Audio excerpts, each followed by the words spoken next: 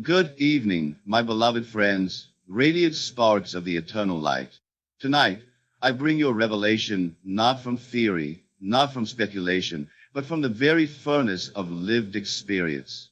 Tested, proven, and eternal. What I am about to unfold before your heart is not a novelty of the mind, nor a fleeting curiosity of spiritual parlance. It is law, immutable, unbreakable, unchanging, as certain as the rising of the sun, as sacred as the breath that animates your being. Listen carefully. There are words, sacred in their origin and mighty in their consequence, which, if spoken daily with understanding and reverence, will accelerate your manifestations fivefold. Yes, 5 times faster, not through toil, not through effort, not through external manipulation, but through the divine orb of inner speech. For your words, spoken in the solitude of your heart, are not echoes of desire. They're the seed of destiny. The truth I lay before you is as old as creation itself. In the beginning was the Word, and the Word was with God, and the Word was God. This is not a poetic verse. It is the foundation of all manifestation. That Word was not uttered in the air. It was declared in the stillness of mind, within the silent sanctuary of your soul. The inner speech, the dialogue you entertain within yourself, is the genesis of your outer world. You may have been taught that time, opportunity, or chance are the governing forces of your lives. But I tell you now, with the authority of one who has walked through the veil, it is your self-talk your sacred inner speech that constructs the world around you. And if that inner speech is rightly ordered, if it is saturated with the language of fulfillment, of faith, of divine certainty, then what you desire will hasten to you with a speed and clarity that will stagger your rational mind. Do not mistake this for motivational rhetoric or empty mysticism. No, what I give you is a formula for the miraculous. It is the divine algorithm behind answered prayers and instantaneous breakthroughs. It is not new. It is eternal. It is the Word made flesh. In you, dear soul, how that Word incarnate when you speak rightly to yourself. Imagine, just for a moment, the magnitude of this truth. Every word you say to yourself is a prophecy. Every phrase you repeat in silence is a decree written upon the scroll of your destiny. And yet, most walk the earth cursing themselves unconsciously, sowing weeds in their own garden with phrases like, I can't, I don't have, it's too late, I'm not enough. And then they wonder why their world is barren, why their harvest is bitter. But tonight, I extend to you the golden key. Change your inner words, and you'll change your outer world. Not in years, not in months, but in days, 3 days if you dare to believe. And if you commit to speaking to yourself from the place of your desire fulfilled, not about it, not hoping for it, not pleading with heaven, but underscore from an underscore, as though we're already your lived reality, then behold, all things shall be added unto you. You may say to me, Neville, how can mere words have such power? And I answer with reverence, because your words are not mere sounds. They are containers of consciousness, and consciousness is God. Your words clothe your awareness in form. They are the brushstrokes painting the canvas of your life. Did not the Master say, by your words you are justified, and by your words you are condemned? He did not speak in metaphor. He declared law. And this law is working through you every moment, whether you believe it or not, whether you understand it or not. You are always speaking to yourself. The question is, underscore what reality are your words creating underscore? So tonight, I bid you awaken. Awaken to the truth that within your own mouth lies the wand of the magician, the scepter of the king, the breath of the creator. Speak as one who knows. Speak from the heights, not from the valleys. Let your words be seeds of power, not chains of limitation. Declare this to yourself. Underscore, everything is working perfectly. I am already that which I desire to be. It is done. Underscore, speak it with the calm authority of one who knows the end from the beginning. Speak it with the tenderness of one who loves their own soul. Speak it with the joy of one who has received their crown. You need not move the outer world by force. That is the way of the ignorant. The wise know that the world bends itself to the voice of the one who knows who he is. The world is clay. Your words are fire. Speak with purpose, and you shall mold reality to reflect the image you hold in your imagination. And what words, then, shall you use? Not 1,000, not even 100. Just a few, but spoken daily, consistently, reverently. Words like, underscore, I am blessed beyond measure. All things are working in my favor. I am loved. I am whole. I am free. Underscore, these are not affirmations. They are declarations of divine identity. They are not wishful thinking. They are spiritual facts spoken in faith. But remember, these words must be spoken underscore as if they are already true. Underscore, for the great secret is not in saying, I will be, but I am. Say, I am wealthy, and wealth begins its journey to you. Say, I am healthy, and health arises within your being. Say, I am chosen, and the universe aligns in your favor. This is not fantasy, it is law. You are not a beggar knocking on the gates of heaven. You are the gate, and your words are the key. You are not separate from the power that creates worlds. You are that power individualized. So speak, beloved, as a God would speak. Not timidly, not with apology, but with radiant confidence and sacred conviction. Let this be your ritual, your sacred practice. Each morning upon waking, and each night before sleep, declare the reality you choose to live.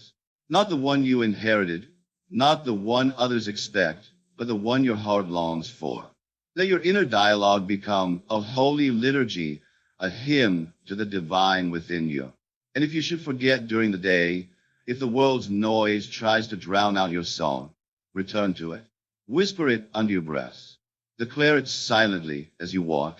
Let your inner speech become a river of light flowing through your mind, washing away every doubt, every fear, every false belief. For I tell you, the moment you begin to underscore speak rightly to yourself underscore, the universe begins to underscore listen differently to you underscore. The door is open, the path's clear, the manifestations accelerate. What once seemed delayed arrives suddenly. What once was distant becomes present. This is the promise. This is the pattern. This is the law. And so I ask you, not as a teacher to a student, but as spirit to spirit, will you speak words of power or words of despair? Will you repeat the old inner scripts of limitation, or will you write a new chapter with every word you speak within? The choice is yours, but the result is inevitable. For your world is nothing but your inner conversation made visible. Remember this, beloved soul. You do not speak to describe reality. You speak to create it. You do not talk to report the weather. You talk to command the heavens. Speak from the end. Speak with love. Speak as God would speak. And your word shall not return void. Now, let us move forward together into the sacred temple of consciousness where the next revelation awaits. My dear friends, noble children of the Eternal One, let me now unveil before you a truth so subtle, yet so absolute, that when grasped fully, it will forever transform how you walk upon this earth. You see, whether you're aware of it or not, whether you believe it or not, you're always, always engaged in a sacred act of creation.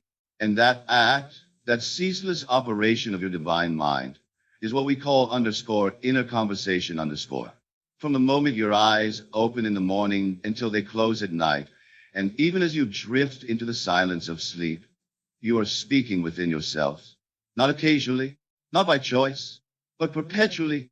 You're always in dialogue with the invisible. And that dialogue, though inaudible to others, is the very blueprint, the architectural scroll from which your external world is constructed. You do not need to be seated in meditation or kneeling in prayer to be engaged in this process. No, it is far more constant than that. As you walk, you speak within. As you eat, you speak within. As you gaze at others, as you contemplate your life, as you recall the past or imagine the future, your soul is whispering, whispering assumptions, whispering judgments, whispering expectations. And those whispers are the silent hammers that forge your reality. This inner dialogue is not neutral. It is not idle. It is not without consequence. is the origin of all things. It is the womb from which your circumstances are born. As surely as the seed determines the fruit, your inner speech determines your fate. I tell you this with the utmost solemnity. Nothing in your life is happening by accident. There is no fate outside the voice within you. You do not meet misfortune because you are unlucky, nor do you encounter success because you are fortunate. You meet the harvest of your inner dialogue, whether you remember planting those seeds or not. Every condition, every relationship, every recurring pattern, each is a faithful outpicturing of the words you've spoken to yourself in the stillness of your heart. Most people, however, live in a kind of spiritual sleep. They do not know they are speaking. They do not know that they are praying without ceasing. They think the prayer begins when the lips move, when the hands are folded, when the voice calls out to the heavens. But the true prayer is far more intimate. It is the silent murmur of identity. It is what you say about yourself, to yourself, all day long. And my friends, it is this continual utterance that the universe listens to, that God responds to, that molds the clay of your existence. You may walk through your day believing that your thoughts are passive, that they are mere reactions to what is happening around you. But I tell you now, your thoughts are not responses to the world. They're the substance from which the world is fashioned. You are not observing life. You are underscore declaring underscore life. And that declaration begins in your dialogue. Perhaps you have wondered why certain patterns repeat in your life, why the same types of people appear, why the same financial limitations return, why the same emotional valleys seem to trap you no matter how far you climb. And I ask you, what have you been saying within yourself when no one else is listening? What have you been assuming about your value, your future, your potential, your worth? For what you assume in your inner speech, that alone shall you find outside of you. The man who believes himself to be unloved, though surrounded by friends, will find a way to feel rejected. The woman who declares within herself that money is scarce, though opportunities knock, will miss them entirely. The one who says, "This is always how it ends for me," will ensure that it ends the same way again. And the tragedy is not that life has betrayed them. The tragedy is that they have betrayed themselves through unconscious conversation. You must awaken to this truth. Your inner talk is a sacred instrument. It is the quill with which you write the chapters of your life. It is the chisel that carves the statue of your destiny. It is not commentary. It is command. It is not description. It is direction. When you say inwardly, "I can't," you have just told the God within you to close the door. When you say, "It always goes wrong," you have given your subconscious a holy order to recreate failure. When you say, "They never see me," you have instructed life to render you invisible. These words may seem small. They may pass unnoticed. But they're the architects of your reality, the sacred code by which your world is built. And what is more astonishing is that you speak these words not in reaction to life, but as the cause of it. You say, "I feel this way because of what happened." But I say, what happened because of how you speak within. It is reversed. It is inverted. The outer is not the origin. The inner is. Your inner speech is not your response to the world. It is your command to it. And so I ask you now, not to judge yourself, but to become underscore aware underscore. Begin to observe the sacred dialogue unfolding in the temple of your mind. Do not condemn it. Do not fear it. Simply notice it. What do you say to yourself when you look in the mirror? What do you mutter in your mind when someone praises you? When someone criticizes you? When you fail? When you succeed? Is it, "I knew it wouldn't work"? Is it, "They probably don't mean it"? Is it, "This won't last"? My friend, these phrases are not just thoughts. They're decrees. They are affirmations spoken at the altar of your being. And life, being no respecter of persons, obeys them as divine instructions. But here lies your great liberation. The moment you become conscious of your inner speech, you can underscore change and underscore. You can rewrite the script. You can tear down the old blueprints and draft a new architecture of beliefs. And when you do, the outer world, bound by law, must rearrange itself to reflect your new command. The God within you hears every word you whisper to yourself. And that God, Your own wonderful human imagination takes those words as law, not with sentiment, not with judgment, but with certainty. The moment you speak inwardly, I am worthy, you summon worth into your world. The moment you declare, everything is always working for me, you activate a sacred realignment in your circumstances. The moment you say, I am chosen, you will be, not someday, not eventually, underscore now, underscore this, dear soul, is the holy work. To become the conscious author of your inner dialogue. To speak not as a victim, but as a creator, not as a beggar, but as the beloved of the Most High. To say within yourself, I am already the one I long to be, and know that your world must bow to this new assumption. For your inner conversation is not just speech, it is seed, and every seed contains within itself the shape of the tree it will become. Speak rightly, speak from love, speak from fulfillment, and you shall harvest joy. Speak in fear, in doubt, in lack, and that too shall come to pass. You cannot escape this law, but you can master it, you can wield it, you can transform your entire life simply by taking command of your inner voice. And so I leave you, not with a warning, but with a promise. The world you see is the mirror of the words you speak in silence. When you speak as the person you desire to be, the world will reflect that person back to you with perfect fidelity. So speak, beloved. Speak with faith. Speak with reverence. Speak as one who knows the kingdom is within. And behold, the kingdom shall appear without. Beloved companions in this grand theater of imagination, let me speak now with a depth that stirs the marrow of your soul. For what I shall say is not poetic theory, nor is it spiritual ornament. It is the living law, the divine mechanism by which your world is born from the womb of your consciousness. It is this. There is no division, no chasm, no distance between your inner conversations and the outer events of your life. Only a brief and sacred delay, a lapse of time that veils cause and effect.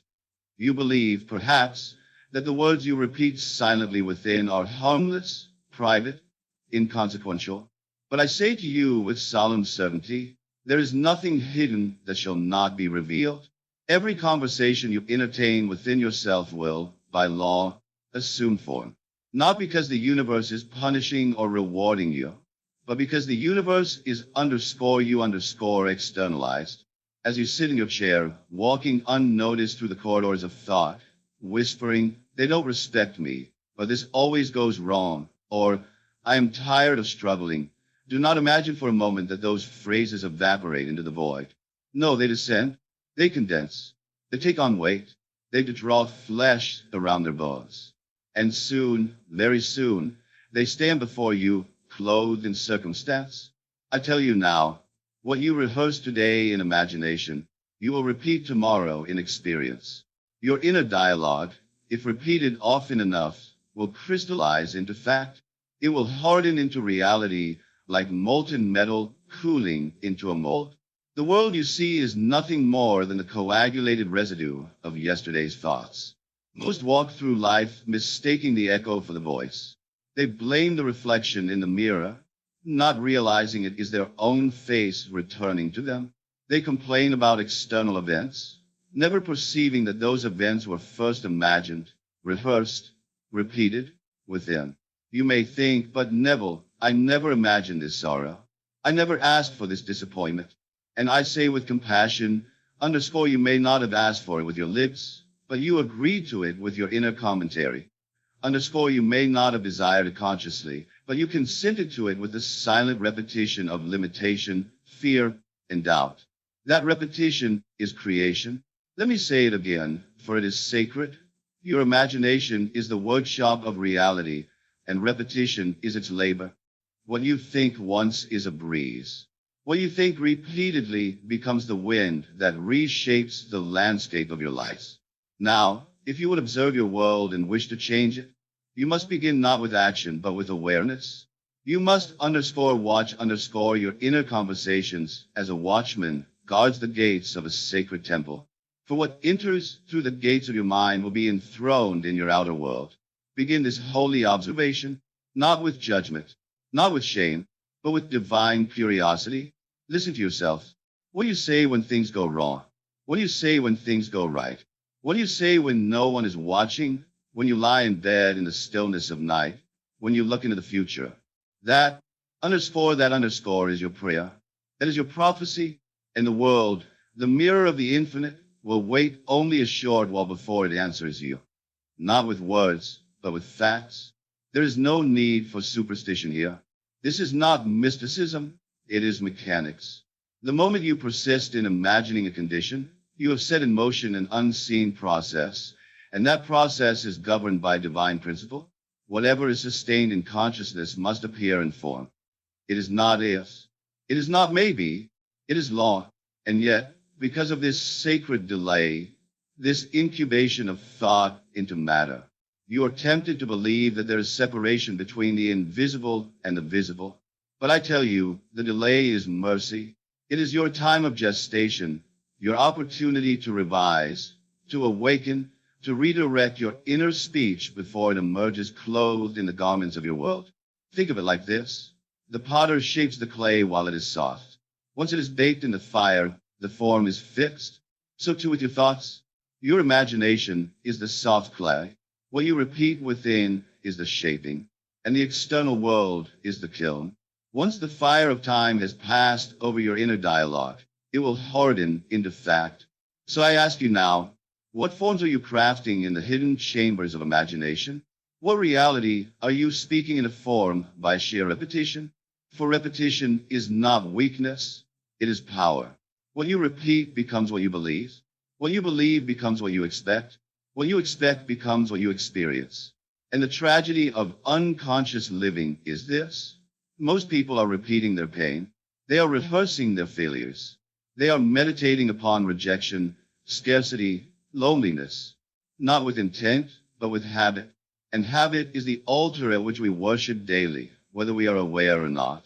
But you, beloved soul, are being called to awaken, to rise from the slumber of mechanical thought, to step into the sanctum of awareness and say, no more shall I speak against myself. No more shall I repeat lack and call it truth. I am the master of my inner world, and I will no longer decorate the walls of my mind with the portraits of fear. Begin now, this very hour, to listen inwardly. Become still, and you will hear it, the voice within that has gone unchecked for years. That voice is the lawgiver of your world. That voice has shaped every room you've ever walked into, every dollar you've ever earned, every relationship you've ever touched. And here is the miracle. The moment you become conscious of it, you can redirect it. You can say, from this moment forward, I choose new words. I speak with faith. I speak with joy. I speak with power. And if you persist in those words, if you repeat them with sacred intention, they too shall descend. They too shall become facts. Let your imagination be the garden of God, and your words the seeds you plant. Speak love, and you will walk through fields of it. Speak peace, and your home shall be its temple. Speak abundance, and every door will open of its own accord. Do not wait for the outer world to change before you change your inner voice. The world is your echo, not your cause. You do not shout into the valley to hear a new sound. You change the sound within yourself, and the valley must reply accordingly. So let me say to you what is most vital. Watch your inner speech as you would guard a sacred flame. Do not allow it to speak death, then wonder why your life withers. Do not allow it to speak fear, then ask why you tremble. Instead, speak as one who knows the truth. Underscore that your world is imagination made visible, word made flesh, prayer made fact. Underscore what you repeat in thought today will arrive on your doorstep tomorrow. Let that truth shake you, let humble you, but above all, let empower you. For if the world must reflect your inner words, then you hold the keys of heaven in your own mouth. And now that you know this, you're no longer bound by the habits of the past. You are free, free to speak with vision, free to create with precision, free to imagine only the good, only the beautiful, only the true, and to watch it take shape before your eyes. This is your divine inheritance. This is your sacred power. and no one, no circumstance, no history, no condition can take it from you. So go within, speak wisely, and remember always, underscore repetition in imagination is the architect of reality. Underscore, and now, dear soul, we approach the living heart of the mystery, the golden thread that, when grasped, will lead you out of the labyrinth of longing into the open fields of fulfillment. If you would accelerate the arrival of your desires, not by inches, but by miles, not by years, but by days, you must understand and live this single principle. Speak not from desire, but from fulfillment.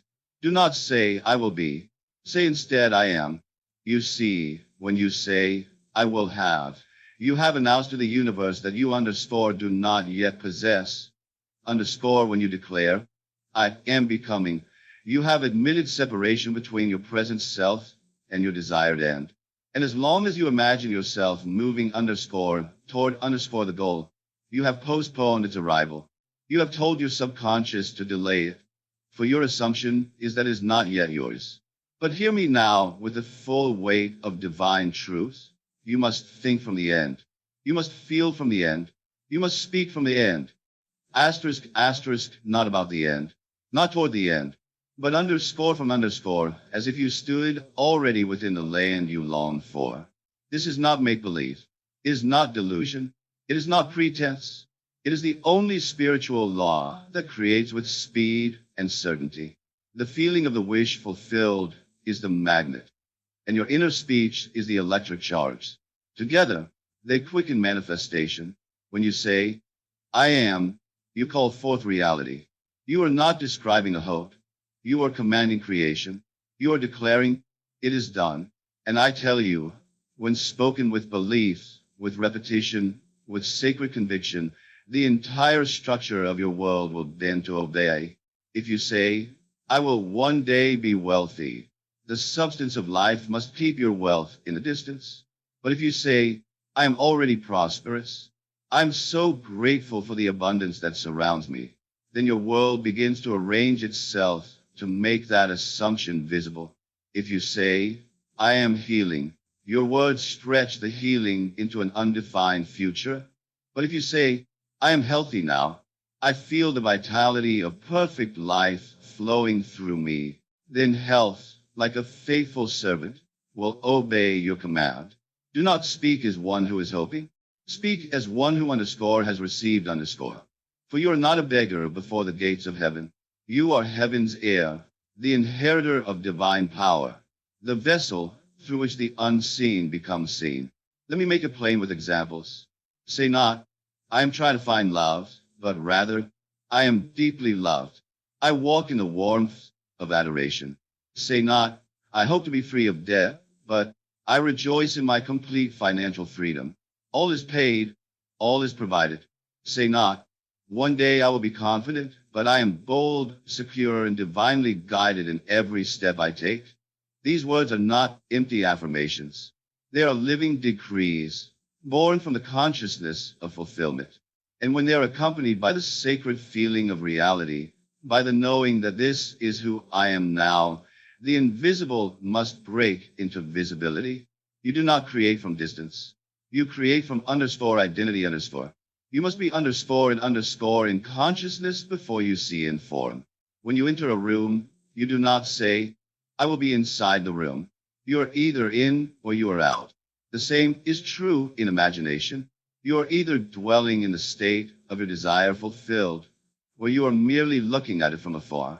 You are either seated at the table of manifestation, or you are gazing at it longingly through the window of hope. But the door is open, the chair is prepared, the meal is set before you. All you must do is underscore assume this day underscore. To assume does not mean to wish. It means to accept as true, to wear it as you would a garment, to inhabit it as you would your own home. And when you do, the miraculous begins. What once seemed out of reach begins to reach for you. What once felt foreign becomes familiar. And what once was merely imagined becomes the very substance of your daily experience.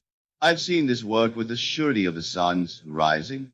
The man who walked in despair, saying, I will someday succeed, remained trapped in waiting.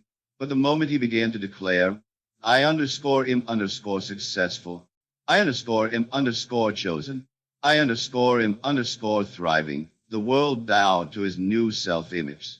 Doors opened, people changed, events aligned. Why? Because he no longer lived in delay. He lived from the end.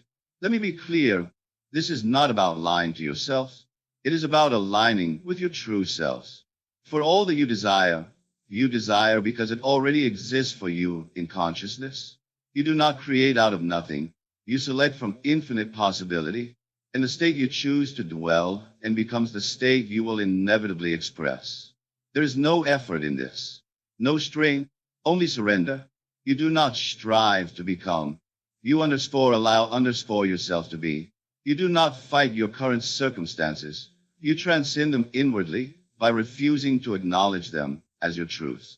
This is why we are told, let the weak say, I am strong.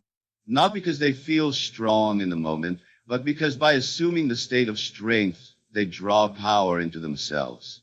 Let the poor say, I am rich, not because of physical evidence, but because inner acceptance of wealth births outer expression of supply.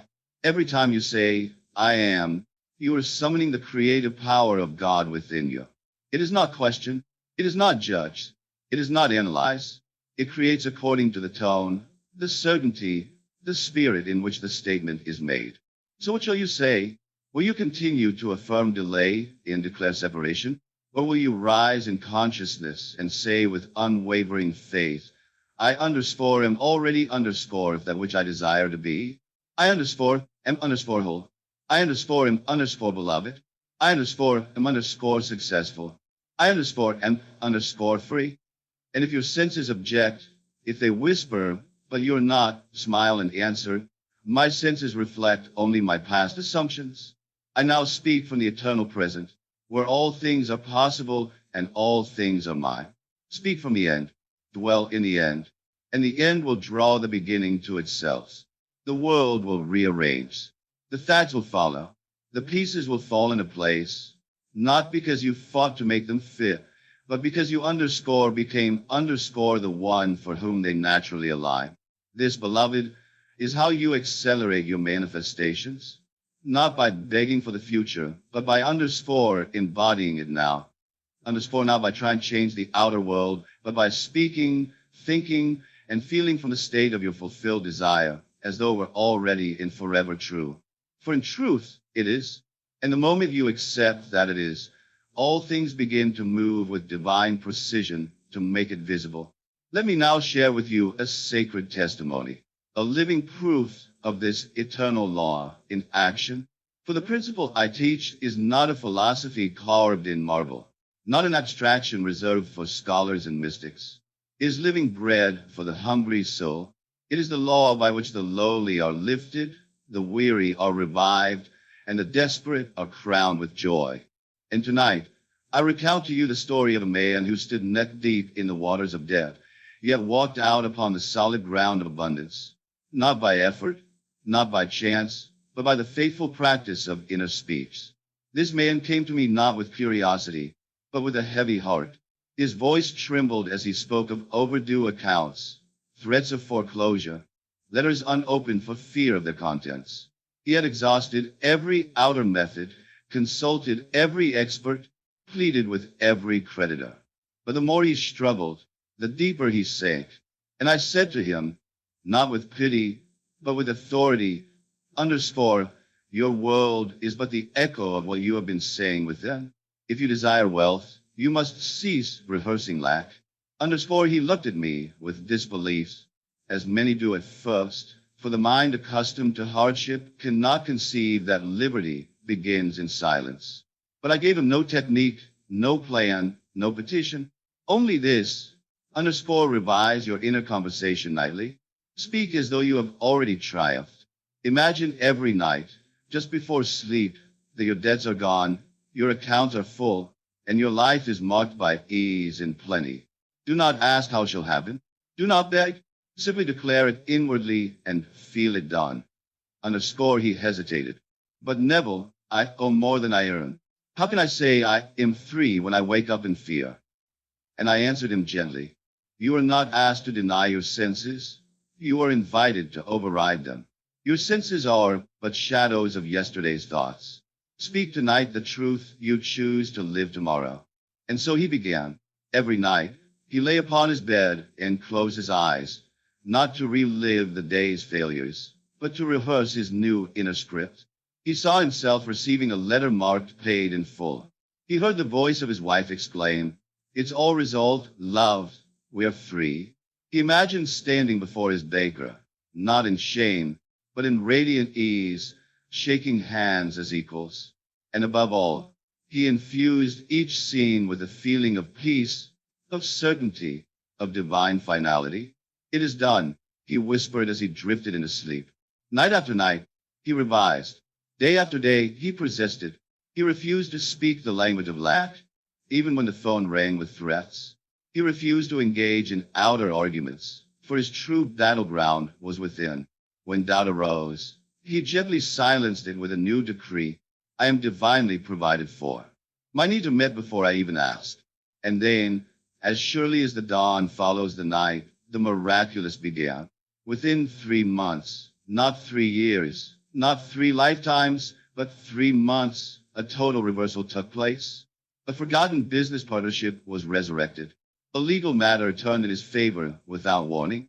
Funds appeared from sources he could never have orchestrated. And one by one, each debt was settled, not by strain, but by divine orchestration. His bank account, once the site of dread, became a symbol of release. His inner conversation had been transformed, and so his outer world obeyed. He returned to me, not with tears, but with laughter. "It worked," he said as though surprised, but I was not surprised. For I know the law. I have lived it, witnessed it, and taught it to thousands who dared to believe. He was no different. He did not possess more talent, nor more favor than any other.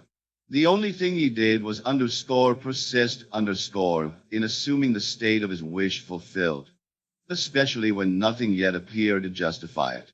And that, beloved, is the key, to continue speaking victory within, even as the outer world echoes defeat. To revise the script night after night, knowing that the role you play inwardly will summon the scenes that follow. Asterisk, asterisk, this is not wishful thinking. It is divine law. The law of assumption, the law of consciousness, the law of I am. You may wonder, could this work for me? And I say with solemn certainty, yes. Not because of who you are, but because of what you are. You are imagination. You are consciousness. You are the operant power in your world. The God seed lives in you, in your world. Your inner world is its instrument of creation. So let the story of this man be your encouragement. He did not wait for evidence. He created it. He did not wait to feel free.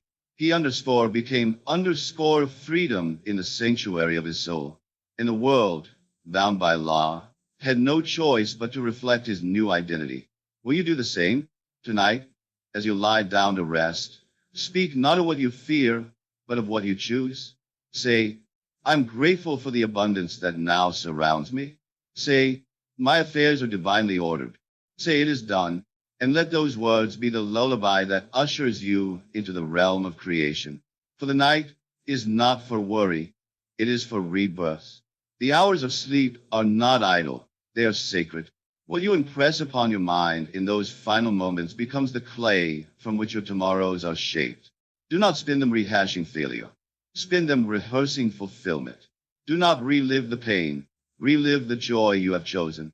And if you persist, if you revise with faith, speak with feeling, and live from the end, then I tell you this with full authority. What happened for him must happen for you. For there is only one law, and it plays no favorites. What you are in imagination, you shall become in flesh. What you declare inwardly, you shall witness outwardly. What you accept as true within, the world will confirm without. So revise your inner speech. Speak only from the end, and let your world rise to meet the majesty of your new assumption. And now, my beloved, let me unveil to you the sacred pattern, the divine formula that governs the success of your inner speech. For there is a structure to this invisible alchemy, a holy architecture behind every word that becomes flesh. And when it is honored, manifestation unfolds not with delay, but with graceful inevitability. The words you speak within are not enough in themselves. They must be clothed in the right elements, the four pillars upon which the temple of your reality is built. Master these, and nothing shall be withheld from you. The first is the sacred anchor of all creation, present tense. Say not, I will be. Say not, I'm on the way. Say underscore I am. Underscore for when you say, I will, you have thrown your desire into the distance. You have buried it in a someday that never arrives. But when you declare, I am, you collapse time. You summon the future into the now. You stand at the end and claim it as your origin. Your words must not describe a journey. They must proclaim an arrival. Do you seek love? Then do not say, one day I will be loved. Say, I am cherished. I am adored. I am magnetic with love. Do you long for success? Then do not say, soon I will thrive. Say, I am successful now. I walk in certainty. Everything I touch prospers. These are not empty statements. They are seeds of immediacy. For the soul knows no future, only the eternal now. And whatever is accepted underscore now underscore imagination must soon appear in form.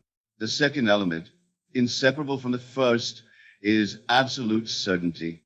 No questioning, no middle compromise, no whisper of how, or when, or is this possible. For the moment you ask, how will it happen? You have stepped out of the throne room and into the hall of doubt. You have lowered your scepter and surrendered your crown. But you were never meant to direct the mechanics. You are the author of the command. The underscore how underscore belongs to the law. The underscore, when underscore, is determined by the precision of divine unfolding. Your task is to assume and persist, not to manage the means. Speak your desire with the unshakable tone of divine truth. This is who I am. This is what my life looks like. This is my reality now. Say it as if the heavens have already recorded it. Say it as though all of creation has conspired in your favor. And when doubts rise, as shadows often do not negotiate with them. Replace them. Overwrite them. Say again, louder in spirit. It is done. I am. I have. I feel. And now we come to the heart of the word, the lifeblood of all speech that creates infused emotion. The words you speak must not be hollow. They must burn with feeling. They must tremble with aliveness. You cannot say, I am wealthy, while feeling lack. You cannot say, I am joyful, while entertaining sorrow. You must marry word and emotion, language and vibration, voice and energy. Feel the joy of the desired result as you speak it.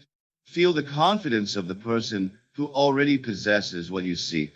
Imagine the smile of one who has overcome. Imagine the serenity of one who already knows the victory is won. If you say, I am healthy, then feel the strength in your bones. If you say, I am loved, then feel the warmth in your chest. Let the body participate in the truth the soul has declared. For feeling is the secret, and only when the feeling becomes natural will the world mirror your assumption. Speak the words. Yes, but speak them as one who underscore feels underscore their truth echo through every corner of being. Let your breath carry it. Let your skin sense it. Let your heartbeat echo. It is so. And lastly, the crown jewel of them all, persistence. The world may delay its agreement. The facts may seem slow to bow, but your work is not to measure appearances. Your work is to remain faithful, faithful in speech, faithful in vision, faithful in inner tone. The one who speaks from the end underscore and persists underscore, despite contradiction, will always see the manifestation take form. Do not change your inner conversation because the outer world has not yet reflected it. The outer world is slow. It is but the shadow of yesterday's thoughts. But your words today are the blueprint of tomorrow's dawn. If you want the sunrise, do not curse the night. Speak light into being. Say, I am walking in favor. Say, everything is unfolding for my highest good. Say it until the winds shift. Say it until the mountains move. Say it until your very selves believe. For the one who persists, despite appearances, despite silence, despite delay, is the one who brings heaven to earth. Let me remind you again, not as ritual, but as revelation. Speak in the present. I am. Speak with certainty. It is. Speak with feeling. I feel it real. And speak it continuously. I do not stop until it manifests. These four elements are not suggestions. They are sacred law. They are the pillars of prophecy. They are the rhythm of creative speech. And if you honor them, if you construct your inner dialogue upon them, then nothing shall be withheld from you.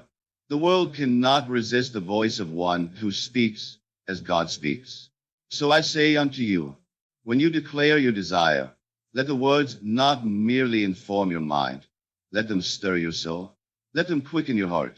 Let them awaken the ancient power within you, that eternal I am, that spoke light into darkness and called worlds into being.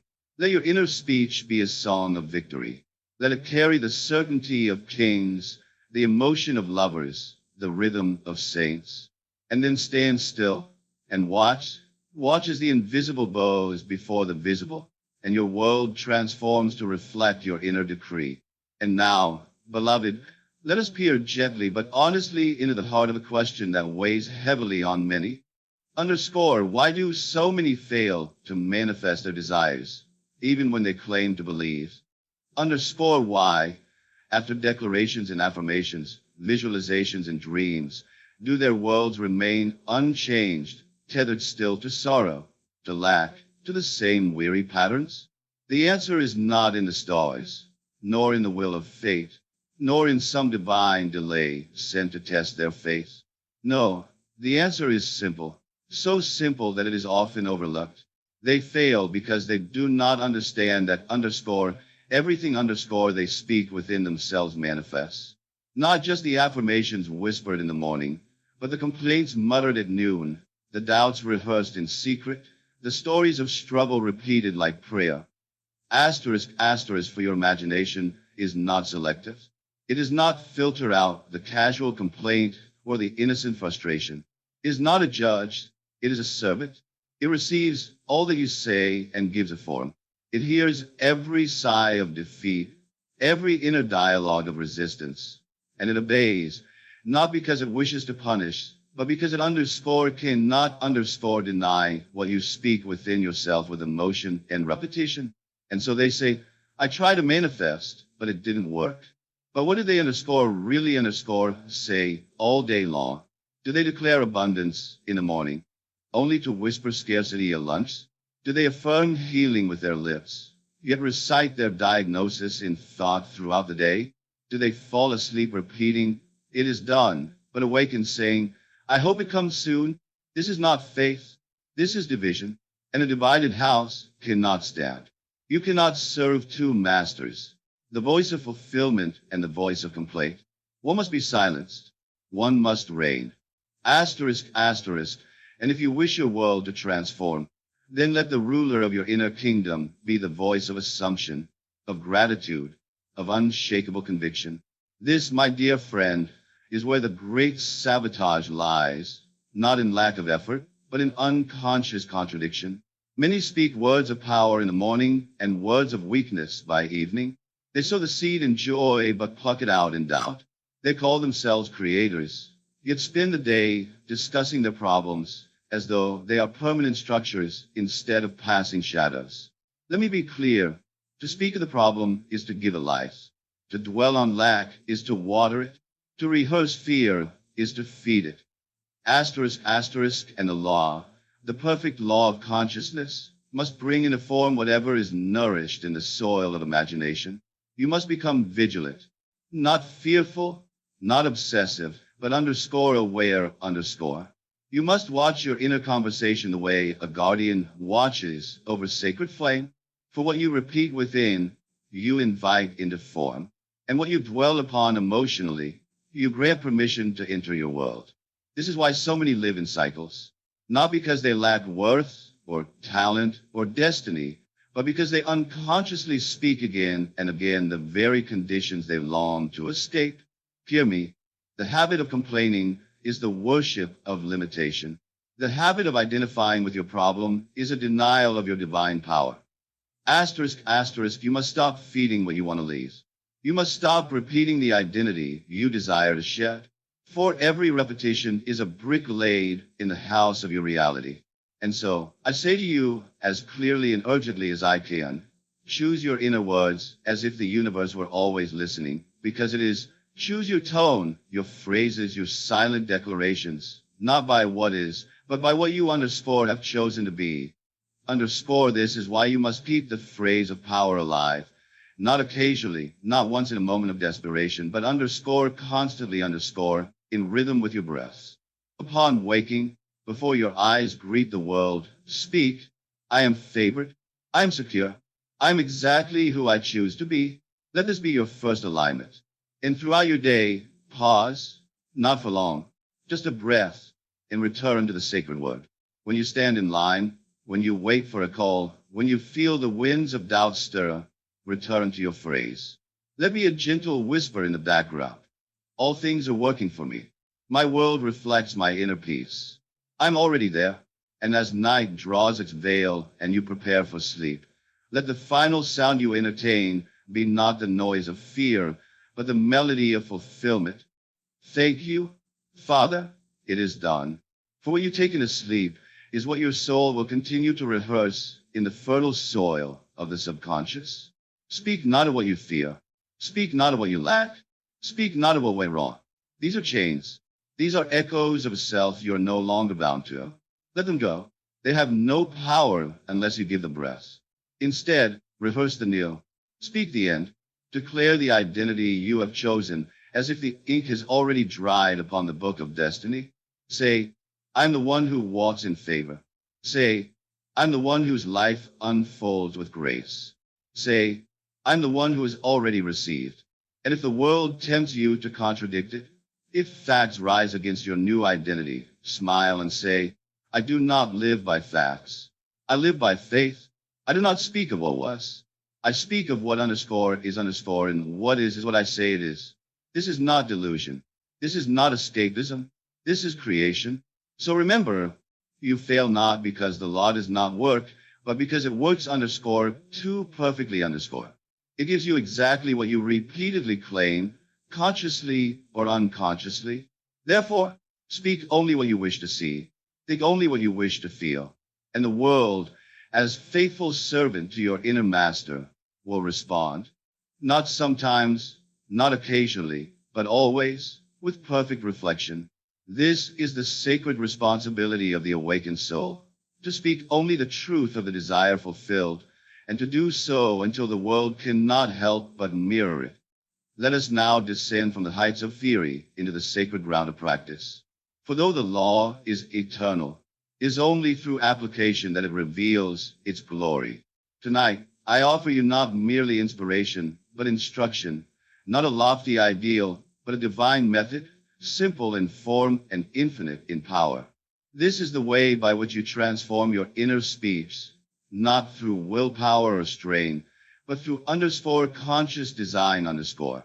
The holy art of crafting a conversation within that confirms your desire as already fulfilled.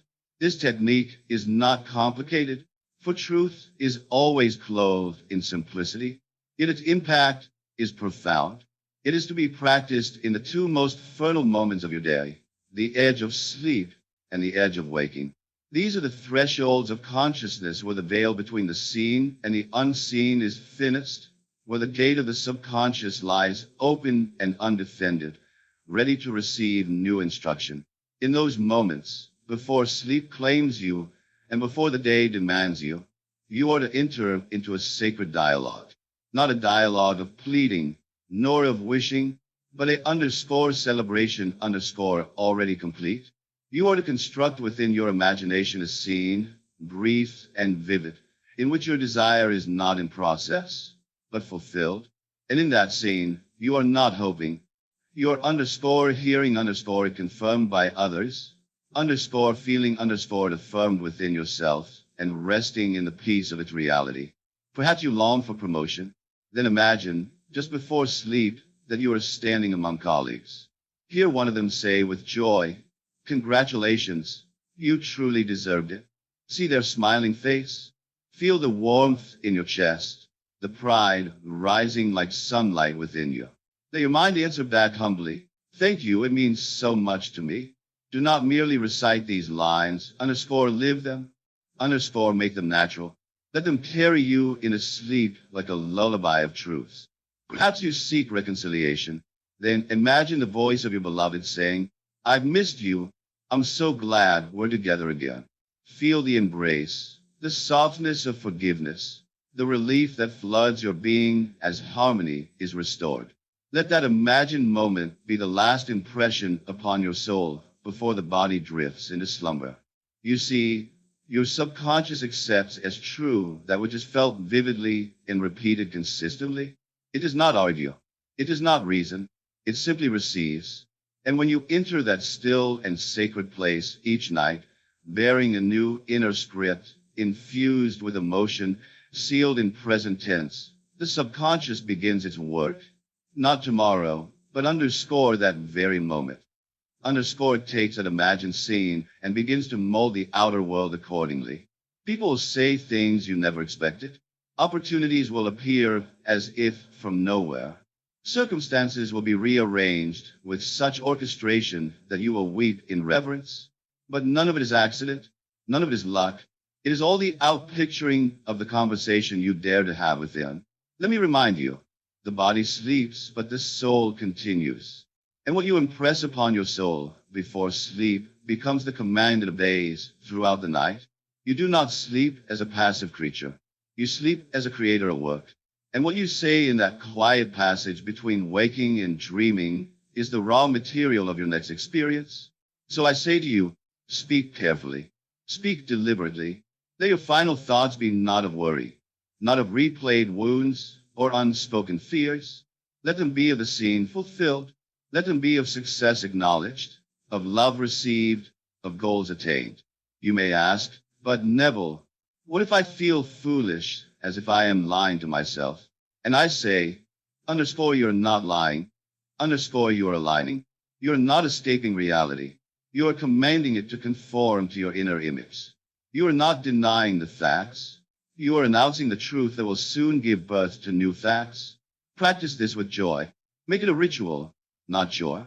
As the world dims around you, and you settle in a bed, breathe slowly and ask yourself, if my wish were already fulfilled, what would I be hearing? What would I be feeling? What would I be saying to myself and to others? And then construct that scene, short, specific, filled with life, and enter it. Repeat it gently, not as a robot, but as a soul in communion with its own future. And fall asleep underscore in the feeling of the wish fulfilled underscore. Not beside it, not observing it, underscoring it. Underscore let it wrap around you like a warm garment. Let it become your reality in imagination, for the soul cannot distinguish between imagined and real when feeling is present. And as morning rises, do the same.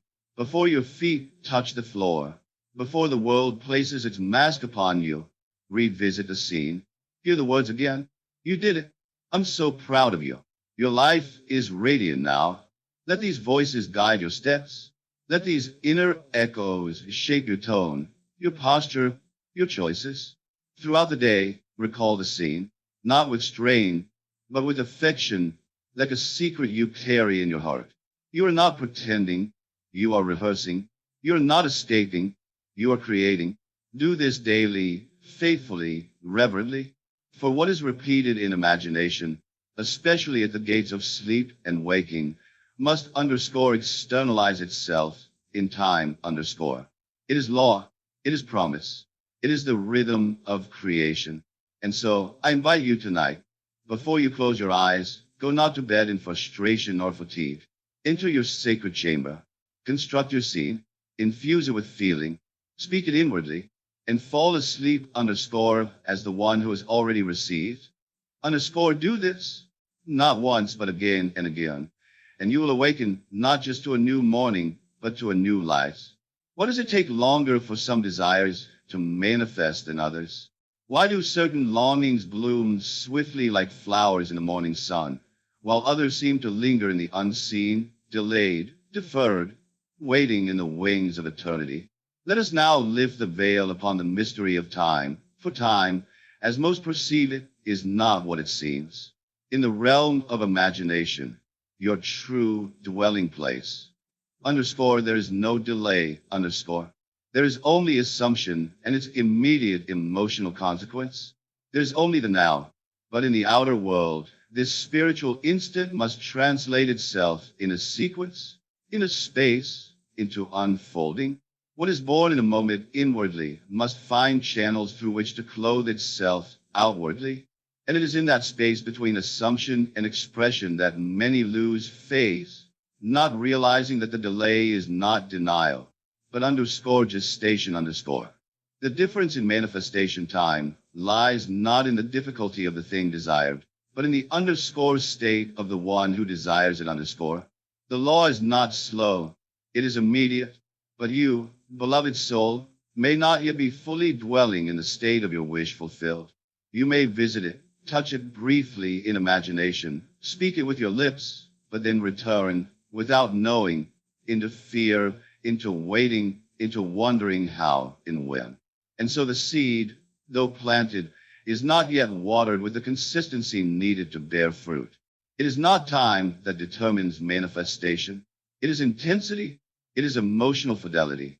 It is inner consistency. Asterisk, asterisk, when you assume a thing with passion, with the fire of real feeling, and persist in that state with unwavering loyalty, manifestation is accelerated. Not because the desire became easier, but because you underscore became unwavering. You stop contradicting it. You stop doubting it. You stop digging up the seed to see if it had sprouted. You must understand this. Emotion is the fuel of creation. The deeper the feeling, the swifter the expression. That which you merely think, the mind may forget. But that which you feel in the depths of your being, that which stirs your chest, quickens your breath, brings tears, or peace, or rapture, that underscore becomes flesh. That becomes the call the universe must answer. To the one who imagines wealth, but feels unworthy will delay wealth. The one who speaks love, but secretly fears rejection, is still speaking two voices. But the one who enters into the emotional atmosphere of already being chosen, already being free, already being whole, begins to collapse time. For time, in truth, bends before faith. You may have heard the phrase, God is never late. I tell you, underscore God is not bound by time at all. Underscore God. Your own wonderful imagination does not deal in hours and days. It deals in states. And once a state is fully occupied, fully accepted as natural, then events move with supernatural speed. What you believe to be delay is often simply your own inner transition, the sacred process of becoming fully identified with your desire. The longer you remain half in and half out, the longer the outer world remains unshaped. But once you say, this is who I am now, and feel it so deeply that the old state becomes foreign, then manifestation becomes inevitable and often sudden. What takes years by effort can happen in moments through alignment. I have seen lives turn around in days, not because the desire changed, but because the individual finally stepped into the feeling of the end with such conviction that there was no longer any room for the former self to live. They no longer hoped to become. The underscore became underscore, and the world, as it must, bowed before their assumption. So I ask you now, not whether your desire is big or small, but whether your identification with it is deep or shallow. Do you feel from it, or merely think about it? Do you visit it occasionally, or have you made it your dwelling place? This is why we say live from the end, not as a phrase, but as a spiritual law. For in the end, there is no waiting. In the end, the desire is fulfilled.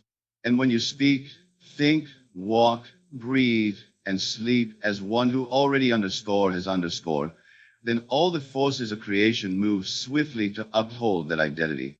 You see, time on the physical plane is slow because it unfolds through form. But in imagination, time does not exist. You can travel a decade in a second. You can rewrite a lifetime in a moment. You can condense joy, freedom, wealth, reunion, all into one living scene in the silence of your soul. And when that scene is accepted as true, when it is felt as underscore real underscore, the outer world must catch up to the inner command. The truth is this: you are not waiting for your desire. Your desire is waiting for underscore you underscore to believe, to feel, to inhabit it so completely that nothing remains to question. Do not ask when it will come. Ask instead. Underscore, how fully am I dwelling in its fulfillment? Underscore, do not watch the calendar. Watch your inner tone. Are you still hoping?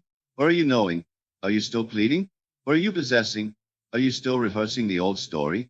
Or are you echoing the words of the one who already underscore is underscore what they once sought? For the one who underscore is underscore has no need to wait. They are not waiting. They are underscore radiating underscore. And the world, like a faithful mirror, must reflect. So do not despair if it seems slow. That which is deeply felt and faithfully repeated cannot fail to appear. But hasten the day, not by pushing in the outer world, but by deepening your identification within. Be more vivid in your scenes. Be more faithful in your tone. Be more alive in your feeling. Speak it not as ritual, but as reality. And speak it until there is nothing left in you that contradicts it. Then, and only then, will time collapse, and what seemed far shall stand before you, saying, "Here I am." This is the rhythm of divine creation. This is the tempo of miracles. This is the music of your soul, remembering its power. Step into the end. Feel it real. And the delay shall vanish like mist before the sun. There is a sacred force within the mind that often goes unnoticed, unguarded, and yet it possesses the power to shape your world as surely as any declaration. It is the power of the underscore, inner question underscore, those silent inquiries you ask yourself when no one is watching, when no one is listening, but when all of creation is responding. For your inner questions are not neutral. They're not passive. They are instruments of direction. And where the question points, your attention, your imagination, and your experience will surely follow. Every question you ask within yourself is a command to consciousness. And consciousness, being limitless and unconditionally obedient, will always seek an answer. Ask poorly, and the mind will obediently serve you suffering. Ask wisely, and it will open gates you never imagined existed. You see, the quality of your question becomes the quality of your reality. Most unknowingly speak the language of despair through questions. They ask, "Why does this always happen to me?" And the mind begins its search, diligently scanning memories, patterns, and limitations to deliver the answer. Why can't I succeed? And the subconscious, ever faithful, will build a fortress of reasons to justify the failure. Why does no one see me? And the world will quickly align to render you invisible. But I say to you, change the question, and you change the path. Instead of asking, "Why can't I find love?" ask, "Why is it so easy for me to attract loving, loyal people into my life?" Feel the shift. One question imprisons, the other liberates. One affirms bondage, the other assumes freedom. And what you assume within, life must reflect without. The mind is a holy engine, and questions are the levers you pull. It will always seek answers in alignment with the emotional tone of your inquiry. If you ask from pain, it will return pain. If you ask from fear, it will offer more reasons to be afraid. But if you dare to ask from the end, if you ask from faith, from joy, from the state of already having received, then all the heavens respond with confirmation. Let me speak it plainly. Every internal question is a seed. And what you ask, you are commanding to grow. Asterisk, asterisk, so do not plant weeds and then weep when they bloom. Do not ask the question of the unchosen and then expect the answer of the beloved. Begin now to ask differently. Ask from power. Ask from identity. Ask from vision. Not, "Why is money always tight?" but, "Why is money flowing so abundantly into my life?" Not, "Why am I always anxious?" but, "Why do I feel so calm, centered, and divinely protected every day?" Not, Why am I stuck? But why is everything unfolding for me in such perfect timing? These are not affirmations disguised. They are doors, openings through which consciousness rushes with revelation. When you pose a question like this, and allow yourself to feel the wonder of it being underscore already true underscore, you open the gates of your inner world to a higher order of answers, of thoughts, of manifestations. Ask with wonder, not worry. Ask with awe, not agony. For the one who asks, underscore, believing they already have underscore, receives not just answers, they receive new worlds. I remember speaking to a woman who said, I always ask myself, why am I never enough? And I looked at her, not with judgment, but with truth, and said, because that is the altar where you kneel daily, and life must worship what you worship. She wept, not from shame, but from the revelation, for she saw that she had been framing her reality with the wrong question. That very night, she began asking, why is it so easy for me to feel loved just as I am? And with repetition, with feeling, with sincerity, her world began to change. Not just because of the words, but because the underscore tone underscore had changed. She was no longer pleading. She was praising. She was no longer seeking the word. She was assuming the wholeness. And what she assumed, she became. So I invite you now to become the sculptor of your questions. Carve them from faith. Shape them from beauty. Let your questions be not cries in the dark, but candles that light your way. Ask as the chosen. Ask as the heir. Ask as the one who has already stepped into the divine inheritance of I am. Will you ask when you rise in the morning? Will you say, why do I always struggle? Or will you say, why is my life flowing with so much grace and ease today?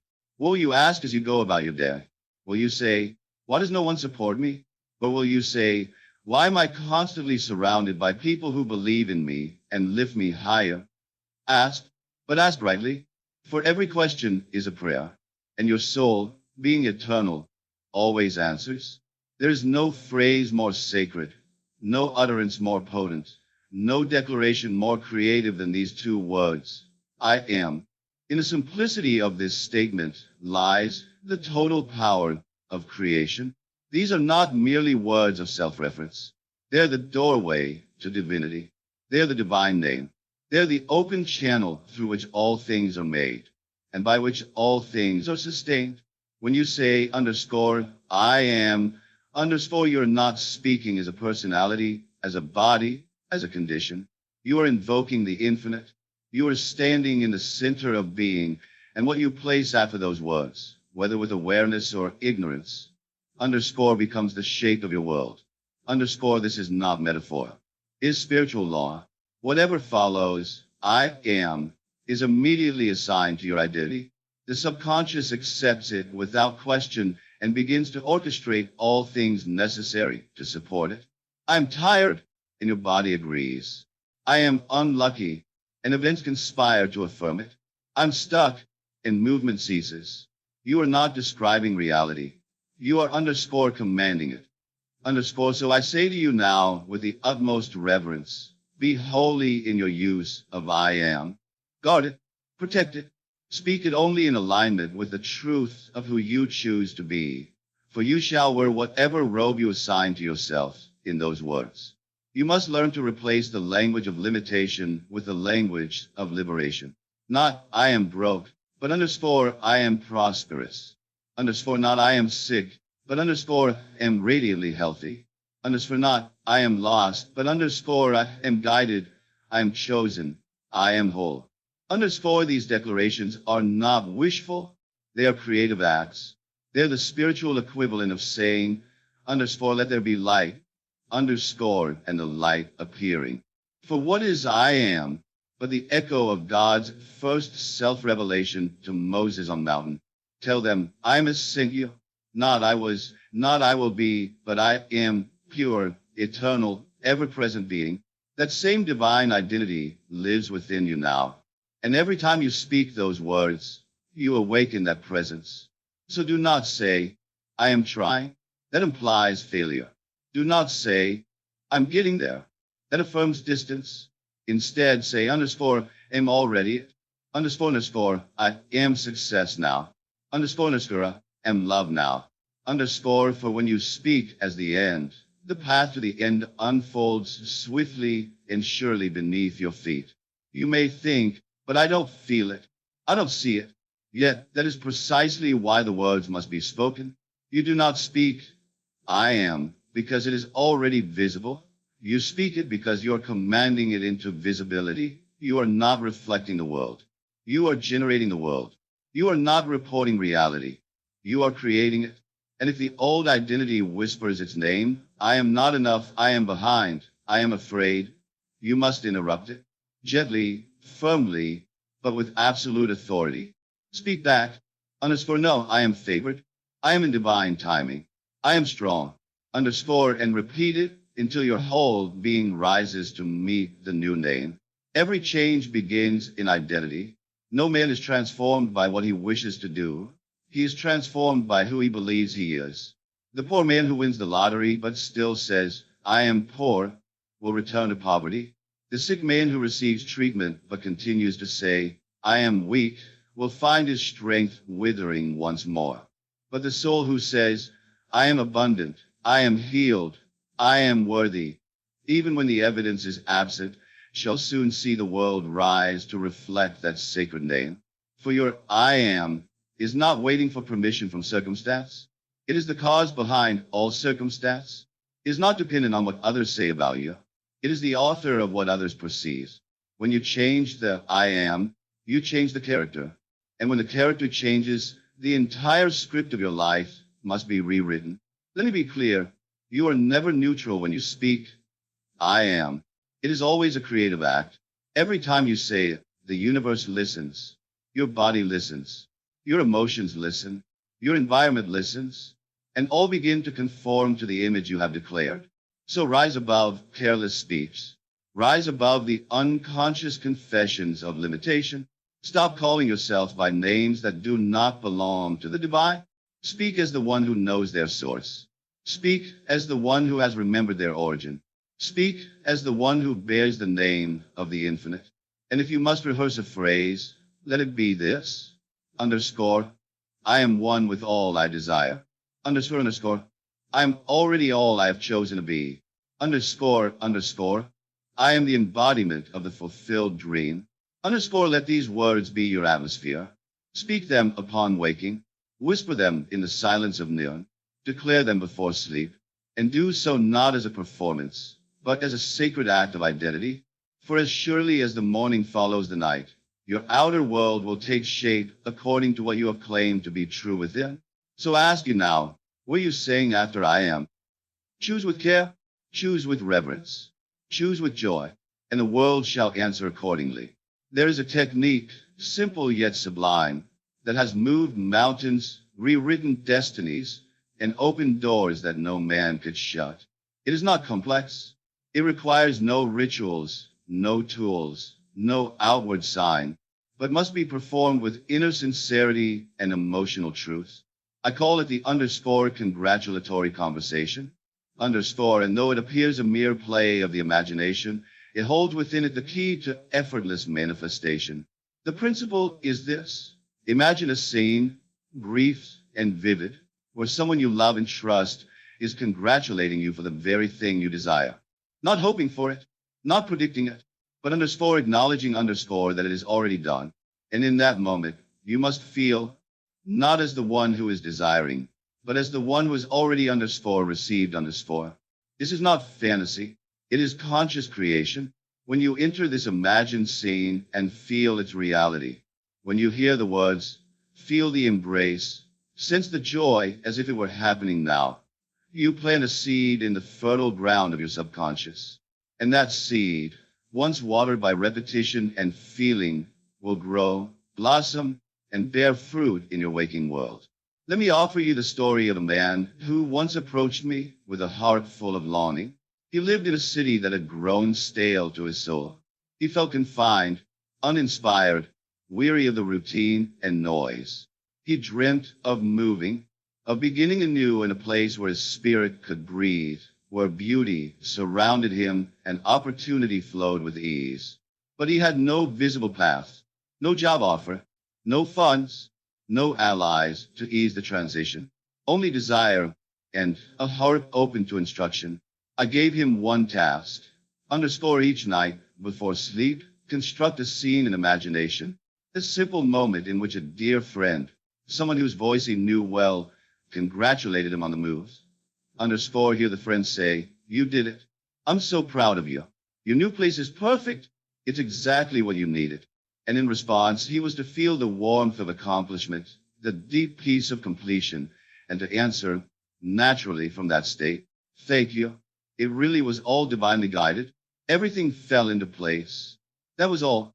A single conversation, not a dozen affirmations, not hours of mental work.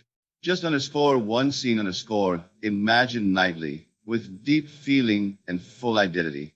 And he did as instructed, night after night. As he drifted into sleep, he felt the hand on his shoulder, heard the words of joy, smiled inwardly at the success already his. He did not beg or hope or wonder. He underscore received underscore.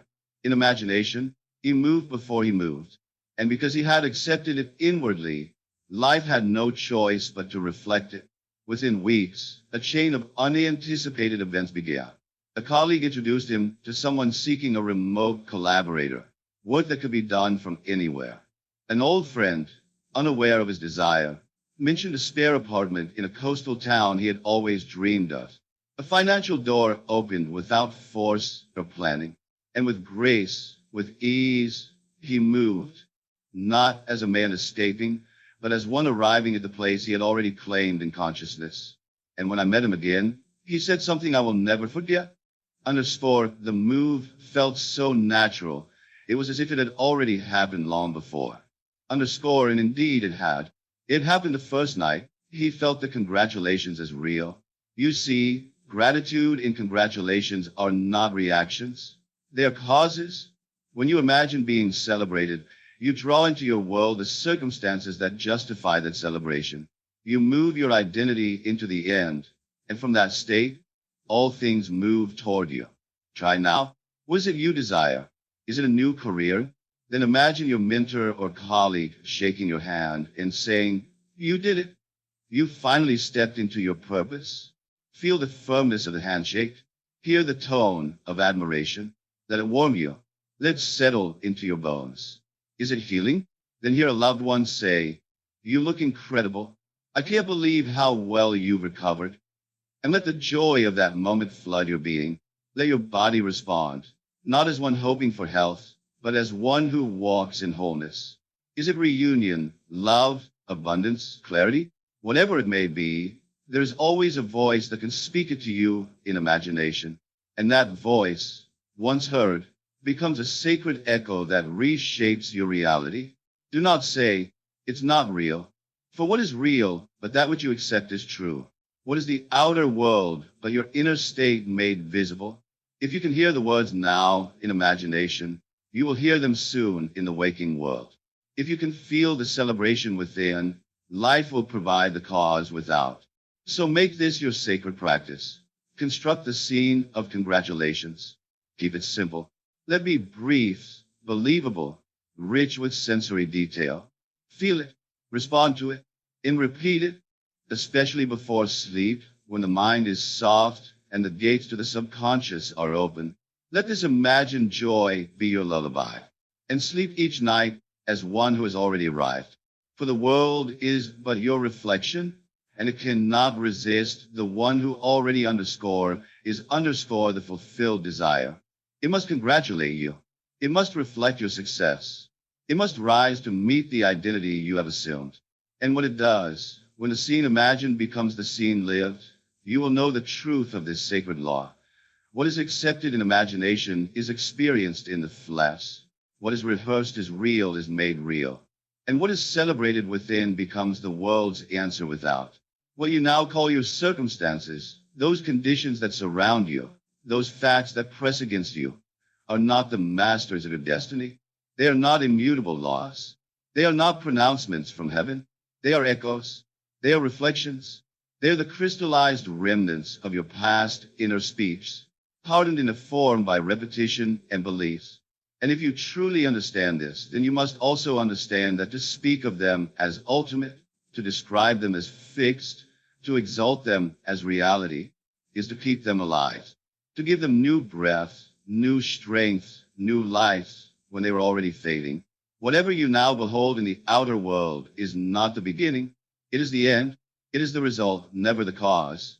Asterisk, asterisk, and if you continue to speak of these results as if they are still being formed, if you describe your lack, your illness, your limitations as underscore current truths underscore, you are not reporting facts, you are resurrecting ghosts. You must learn, if you are to walk in power, to speak underscore through underscore what you see, not underscore about underscore what you see. For the eyes deceive when they are not guided by vision. The facts you see now were born of thoughts you have already left behind, or ought to leave behind. To speak of them, dwell on them, analyze them, is to chain yourself to yesterday's identity. Perhaps your bank account is empty. Perhaps the diagnosis came back unkind.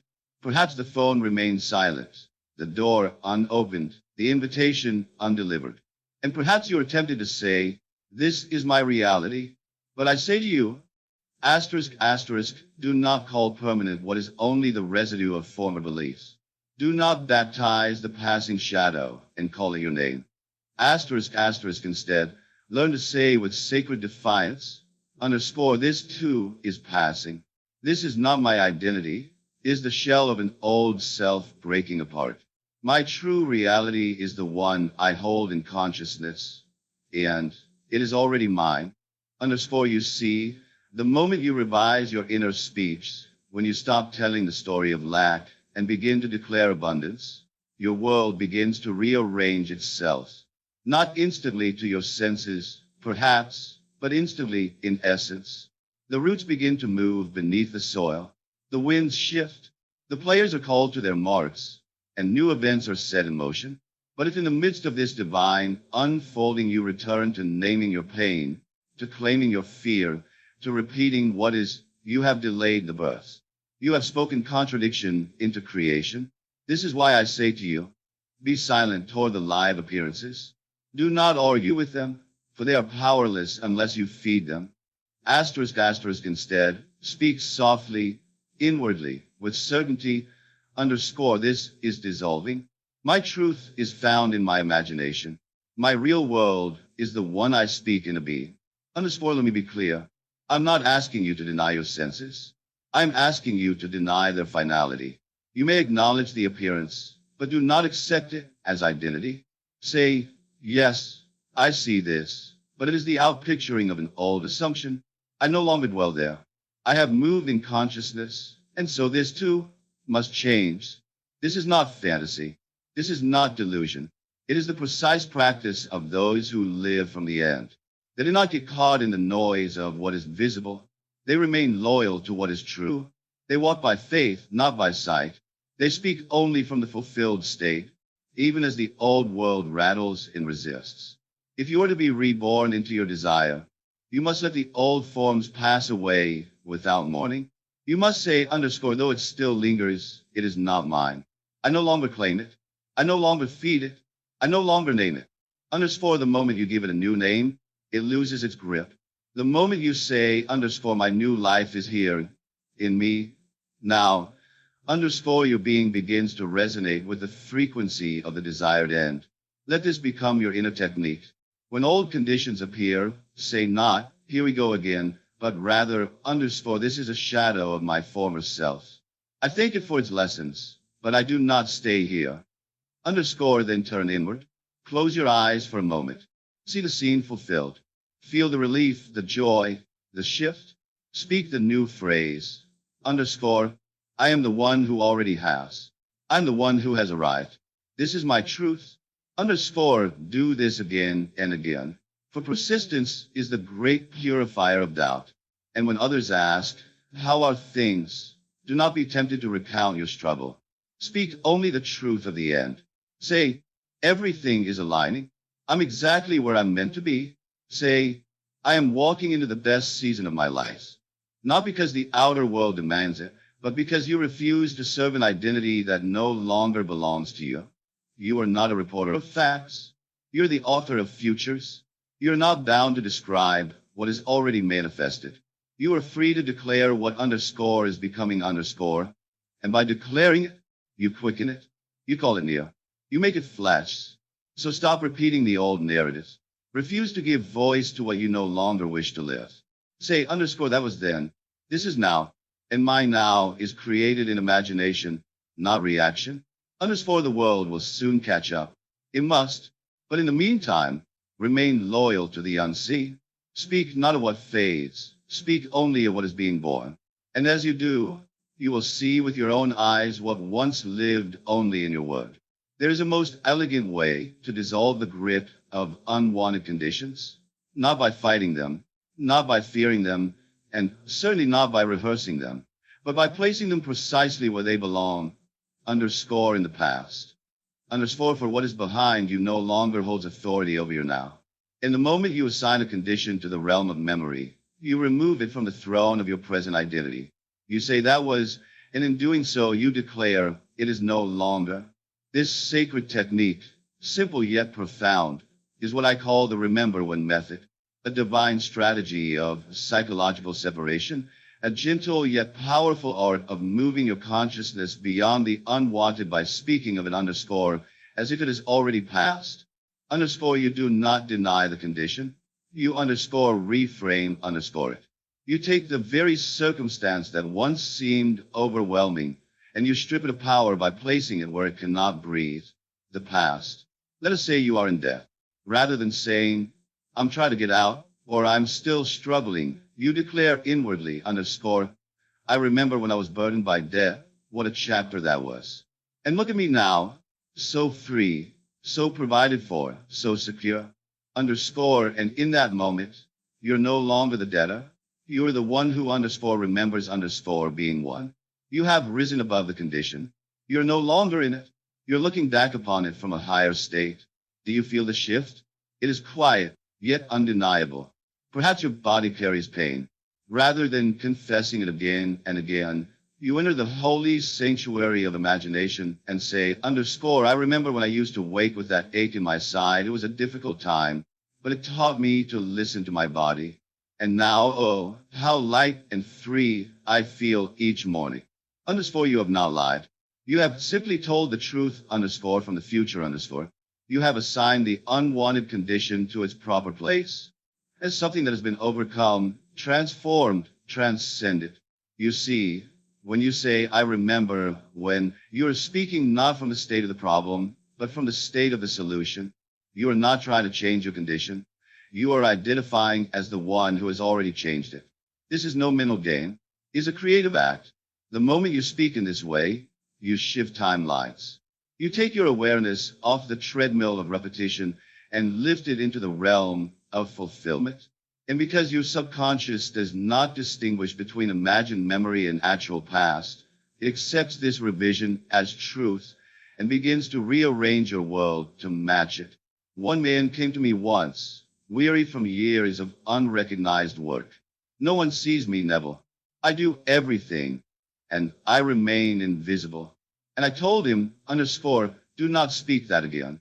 Instead, say to yourself, I remember when I felt unseen and overlooked. But all that has changed. Now I am acknowledged. Now my gifts are recognized. Now I am in demand. Underscore, he resisted at first. It felt foreign. But he practiced. And within weeks, his environment began to shift.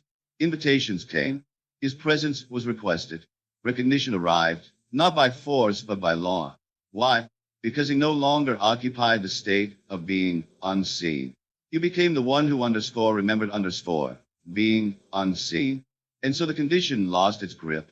Let this become your way of speaking. Do not confess your limitations. Do not argue for your pain. Instead, speak of them as distant memories. Say underscore, I can remember when I was anxious every day, how far I've come. Underscore, say underscore, I remember when I worried about money constantly, but not anymore. Underscore, say underscore, I remember when I doubted myself, and now I move with such clarity, such peace. Underscore, each time you do this, you're stepping away from the identity that birthed the old reality and stepping into the self that is already overcome. And that shift, though invisible to the eye, becomes undeniable in experience. But you must speak it with sincerity. You must feel the truth of it. You must pause for a moment and actually recall how it felt to be there and how different it feels now. You must taste the emotional contrast, for it is the emotion that seals the assumption into being. Do not underestimate the grace of this practice. It is one of the most beautiful ways to revise the past and claim the future, all within a single sentence. I remember when these words are bridges. They carry you from what was into what now is. And if repeated daily, with heart and with reverence, they will lift you out of any pit, any prison, any false identity you have worn for too long. So when you look at your life and see something that does not match your desire, do not despair, do not resist. Simply close your eyes, breathe deeply, and whisper _I remember when that was true, and I bless it for bringing me here. And with that, you have crossed over. The old is no longer your master. The new has claimed you, and the world will soon reflect the change. Gratitude, when rightly understood, is not a virtue reserved for the faithful. It is a force, a current, a power that quickens the invisible into form. It is not the reaction to what has happened. It is the recognition that an has already happened in the unseen. And the moment you give thanks as though it were already yours, you collapse time, you tear the veil, you draw the future into the now. True gratitude is not, I hope this happens. It is not, wouldn't it be lovely? True gratitude declares, thank you, it is done. And this holy faithfulness, when felt with sincerity in repetition, becomes the language that your subconscious cannot ignore and the world cannot resist. Do not reserve your gratitude for what your senses can verify. That is not creation, it is reaction. And you are not born to react. You are born to imagine, to speak from the end, to feel before it is visible, to give thanks before there is proof. Gratitude, in this sacred sense, is not politeness, is alignment. When you say I am so thankful for my perfect health, even while symptoms still echo in your body, you're not lying.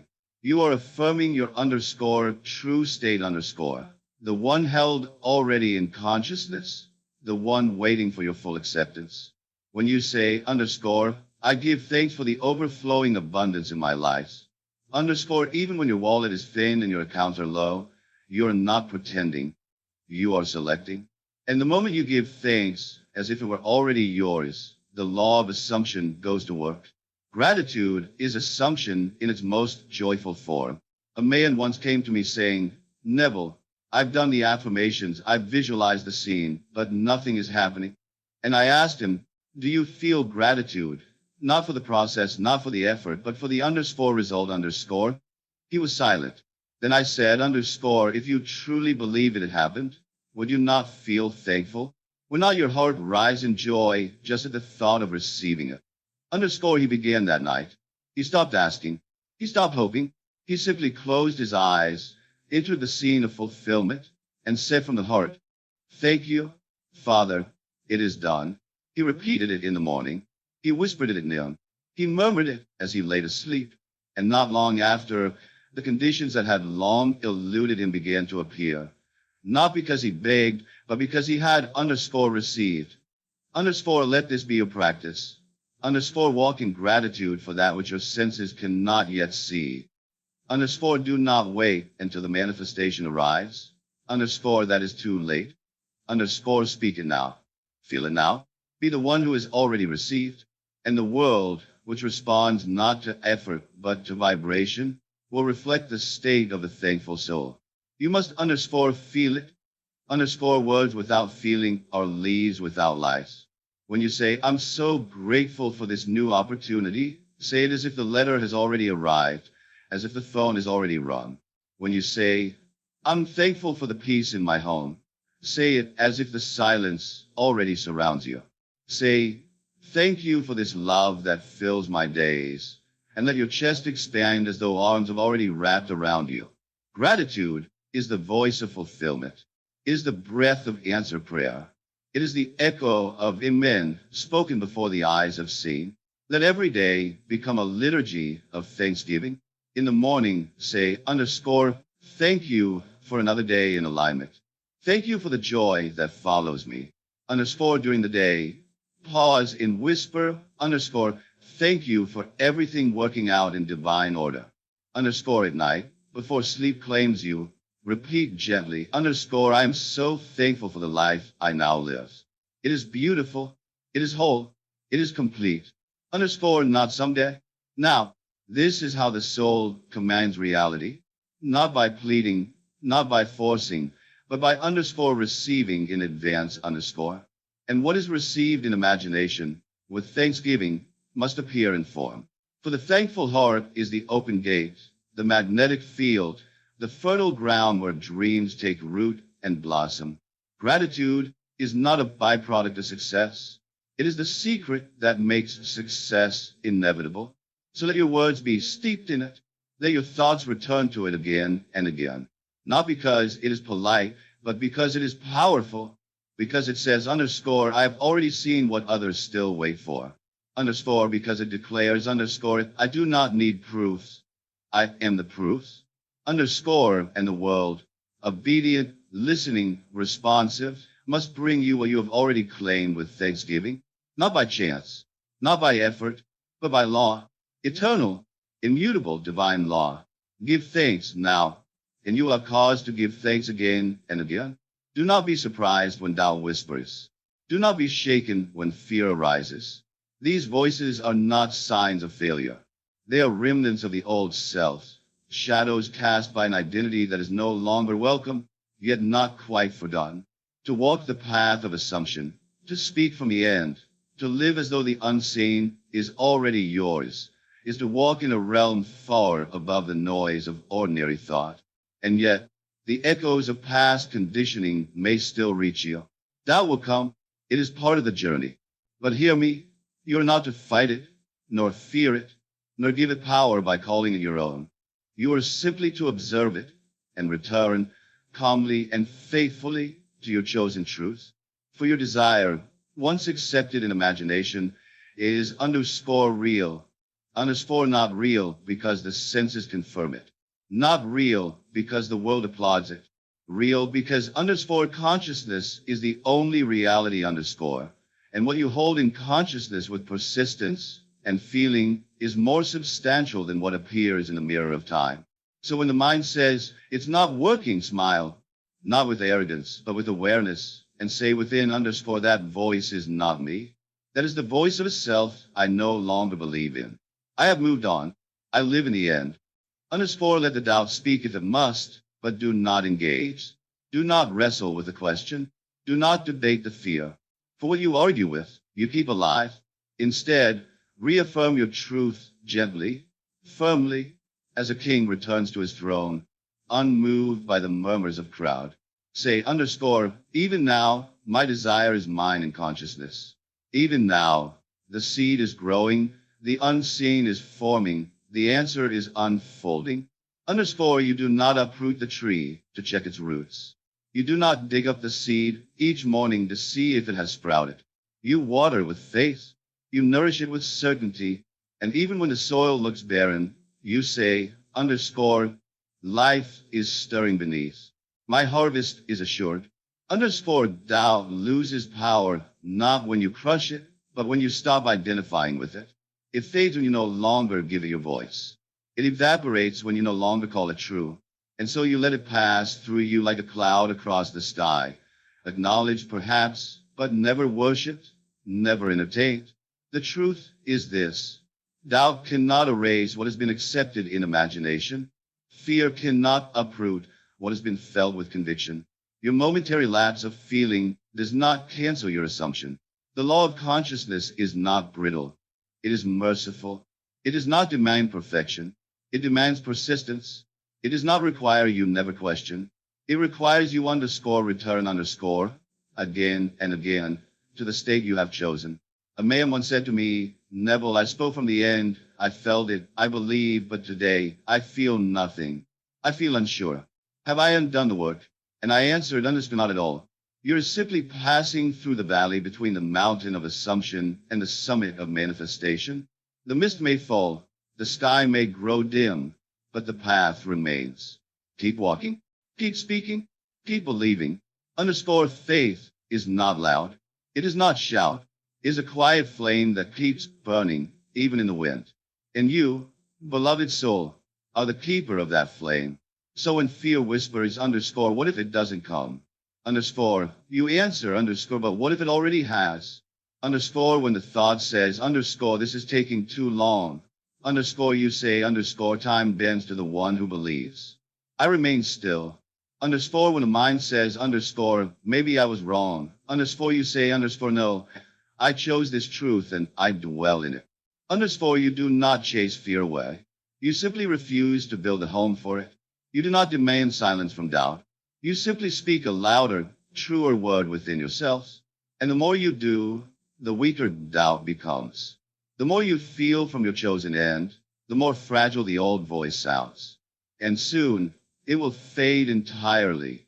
Not because it was fought, but because it was no longer fed. Your desire is not fragile. It is not a candle in the wind. It is the eternal spark of creation, breathed into your soul by the one who imagined you into being. And if you honor it, if you hold it close, even when the night grows long, even when the voices of reason knock at your door, you will see it rise. Not because you are perfect, but because you remained. So the next time doubt arises, and it will, simply say within, underscore, even this cannot move me. My desire is real. My vision is alive. My assumption is law. And I rest in that. Underscore, then, let the silence return. And there, in the quiet, you will find your power again. There's a place within you, still, unmoving, eternal, where no fear can touch you, no contradiction can enter, no shadow can prevail. It is not a place of beliefs. It is not the trembling hope that things might turn in your favor. It is not the wavering trust that someday your desire may come true. It is far beyond beliefs. It is the holy ground of underscore, knowing underscore. To underscore know underscore is to stand in the end without effort. To underscore know underscore is to rest, not because you have seen the evidence, but because you have underscore become underscore the evidence. It is to speak as one who is not waiting for a sign, not seeking a confirmation, but underscore already dwelling in the fulfilled state underscore. You speak, you move, you breathe from the certainty of it is done. And you do so without drama, without noise, without need for defense, because truth needs no defense. Knowing does not shout. It does not argue. It does not ask what if. It does not look side to compare. Knowing is still. Knowing is silent. Knowing smiles in the face of contradiction and says, underscore, even now, it is so. Underscore, there's a great difference between belief and knowing. Belief says, underscore, I think this can happen. Underscore, knowing says, underscore, it already has. Underscore, belief says, underscore, I hope this is true. Underscore, knowing says, underscore, there is no room for any other truth. Underscore, when you know something truly and deeply, no evidence is required. You do not check the sky each night to be convinced the sun will rise. You underscore, know underscore, is not a question in your mind. It is a settled, lived, embodied reality, and so must it be with your desire. To say underscore, I know, I am financially free, underscore is not to affirm against lack. It is to declare that freedom is your nature, your truth, your permanent state, just as surely as the stars remain in the heavens whether or not clouds veil them from view. You must come to the place where underscore you no longer seek, because you already see with the inner eye. Underscore you no longer ask, is it working? For the very question becomes meaningless. You're not in process. You are in possession. You're not reaching. You are underscore resting underscore. When you underscore know underscore, even your inner speech changes. You do not say, I will become. You do not ask, when will it happen? You speak from your throne. Underscore, this is who I am. This is what I live. This is what my world now reflects. Underscore, and your knowing becomes contagious.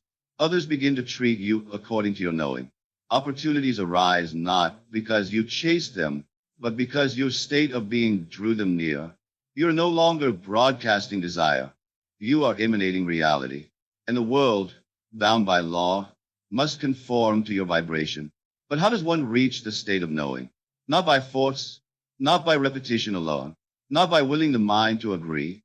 You reach the state of knowing by underscore living inside the end underscore so consistently, so vividly, so emotionally, that to think otherwise feels foreign. You return again and again to your imaginal scene, your inner declaration, your assumption of the wish fulfilled, until it becomes not a thought you visit, but a home you dwell in. And one day, quietly, unexpectedly, without announcement but trumpet, underscore you will realize you're no longer trying to believe. You simply know. Underscore will settle in your chest. Your breath will deepen. The mental questions will fade. And in their place, peace, not passive, not lazy, but vibrant, charged, unshakable peace. The peace that knows its word is law. You may look out and see the facts still catching up, but you're not moved. You may hear old thoughts knocking at the door, but you do not answer. You remain. You persist. You inhabit the state of I know.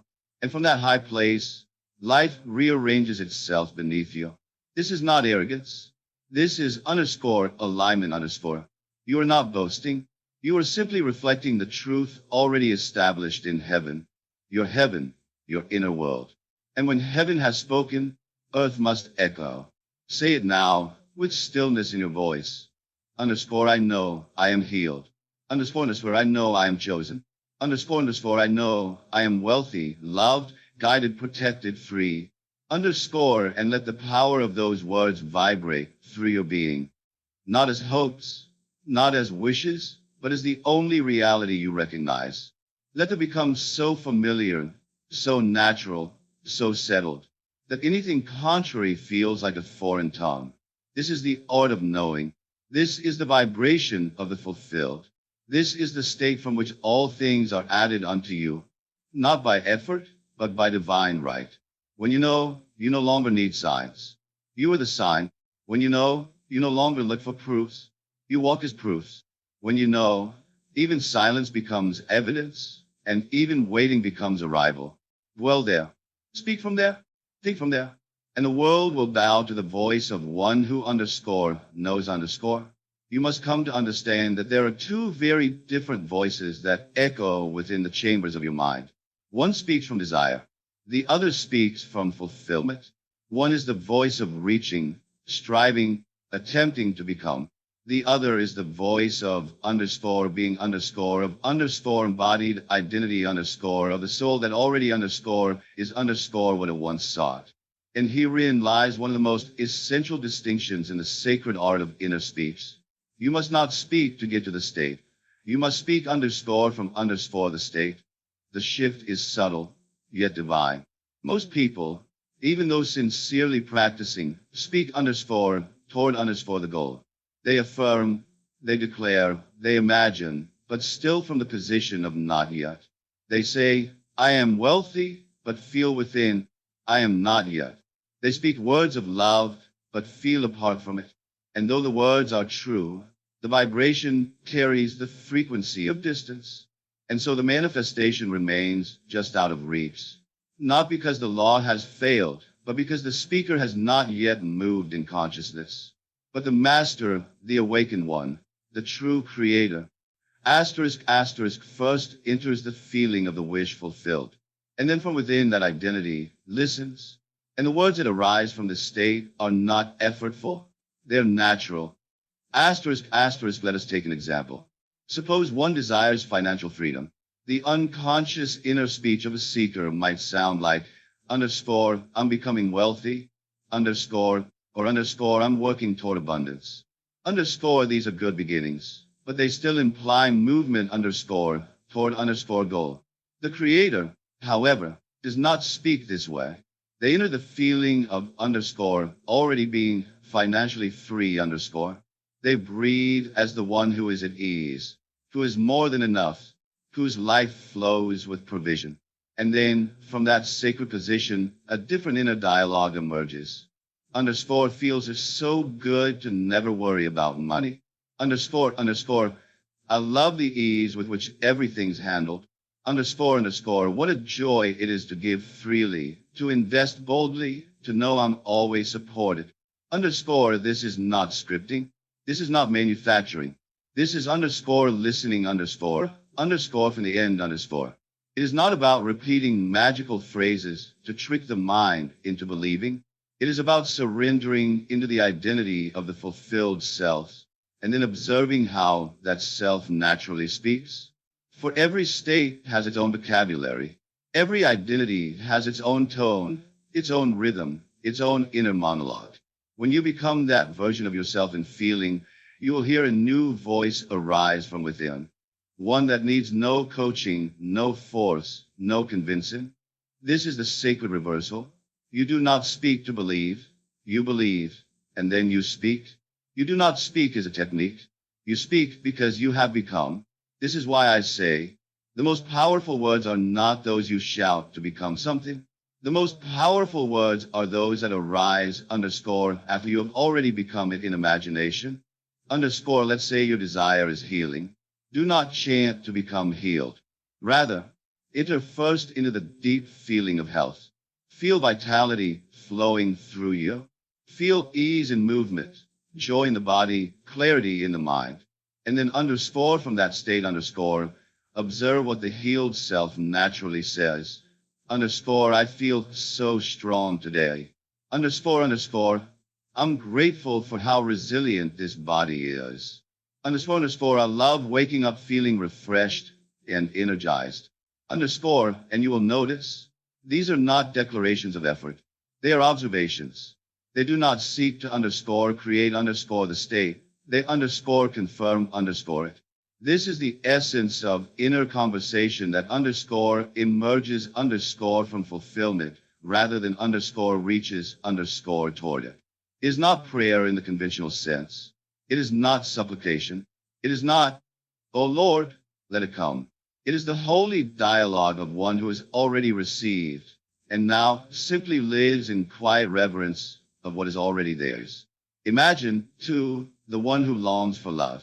Do not say, "I am loved," if it still feels distant. First, enter the warmth of being chosen. Feel the embrace. Feel the eyes that see you and the voice that delights in your presence.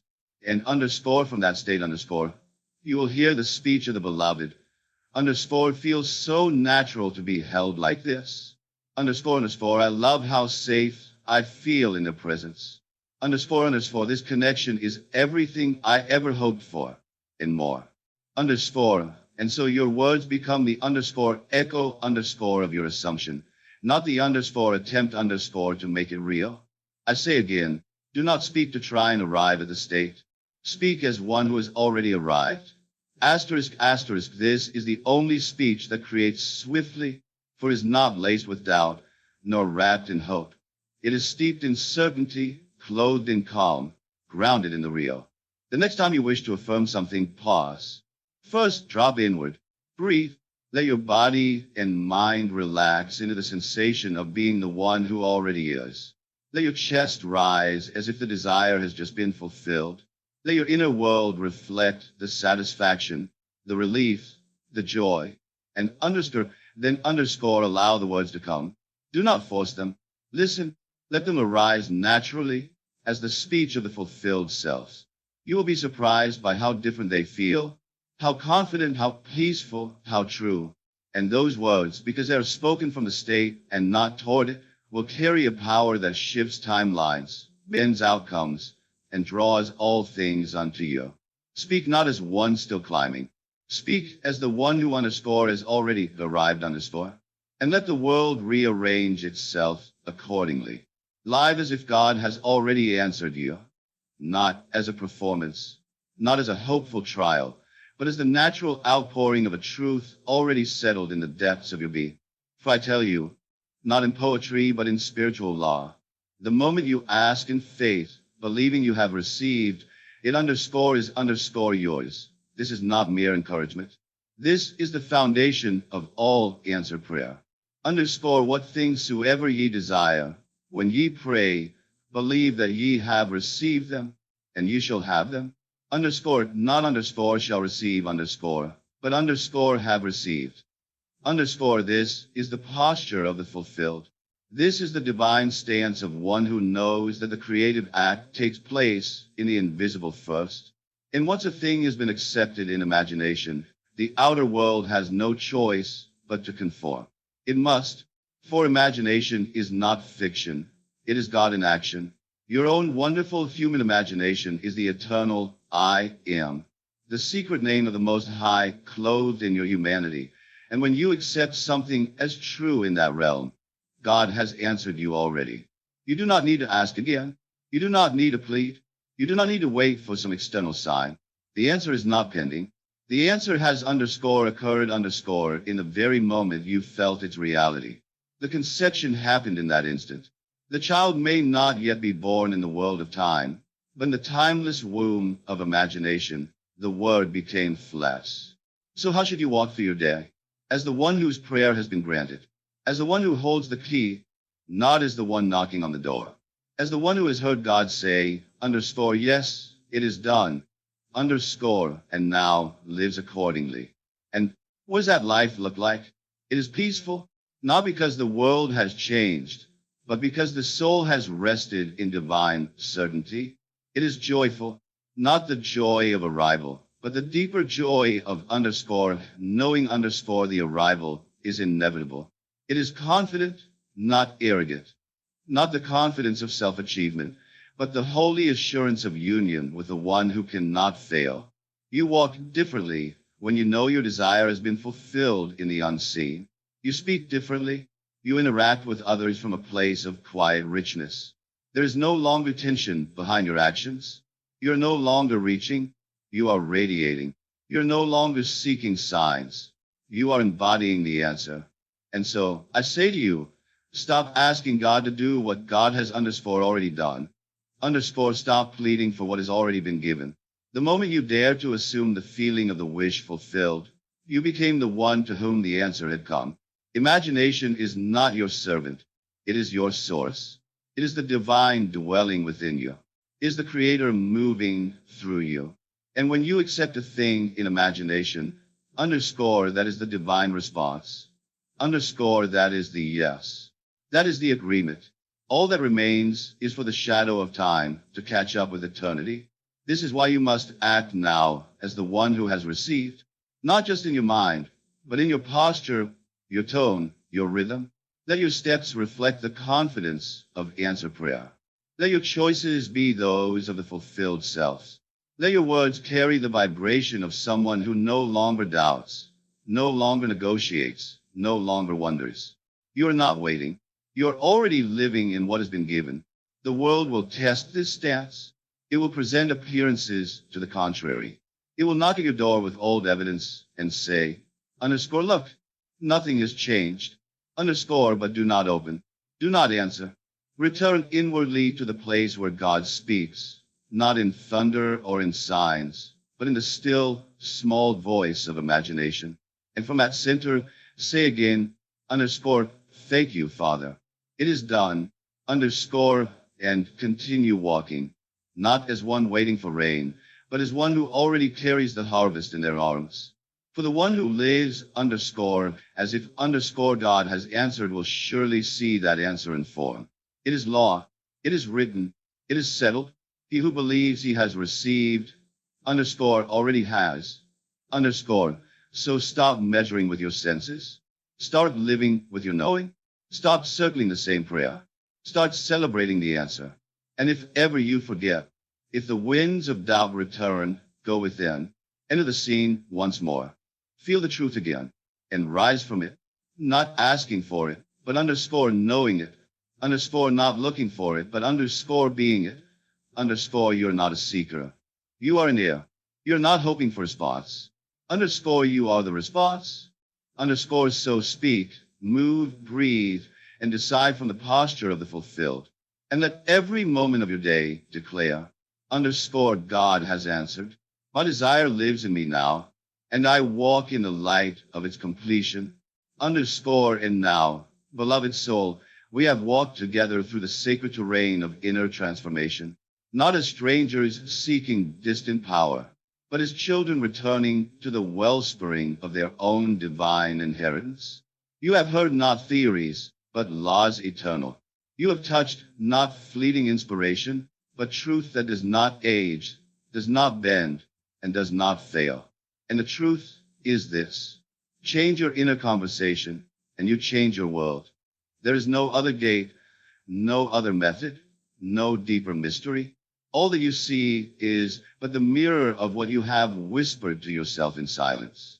Every condition, every pattern, every repetition in your life has its origin not in fate, not in chance, but in the sacred voice within, the voice you alone command. Now you know. Now you're no longer asleep. And with that knowing comes the most beautiful responsibility. Underscore to choose deliberately the words that shape your destiny. Underscore not tomorrow, not one day, but now. So I invite you, no, I urge you to do more than listen. Underscore test it. Underscore take one technique. Just one. Perhaps the congratulatory conversation. Perhaps remember when. Perhaps a phrase of gratitude or a moment of speaking from the end. Take it into your day like a precious seed. Guard it. Water it with repetition. Nourish it with feeling. And watch as the outer world, once thought fixed, begins to bend like light through stained glass. You do not need to change the world. You need only change your assumption. You do not need to fix circumstances. You need only revise the conversation you're having with yourself about them. When you rise in the morning, speak as the one who has already received. When the mind drifts in the afternoon, return to the voice of the fulfilled. When the night falls, drift into sleep with your desire already done, already real, already yours. This is not ritual. This is not routine. This is the creative act of the divine moving through you. You're not powerless. You're not small. You're not subject to what is around you. The power that forms worlds, that parts seas, that raises nations, that same power lives in your imagination.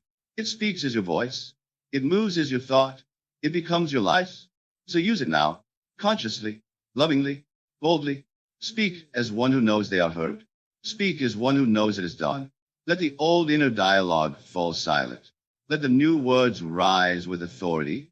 Underscore, I am already what I have chosen to be. Underscore, my life reflects my assumption. Underscore, everything changes when I do, and I have changed.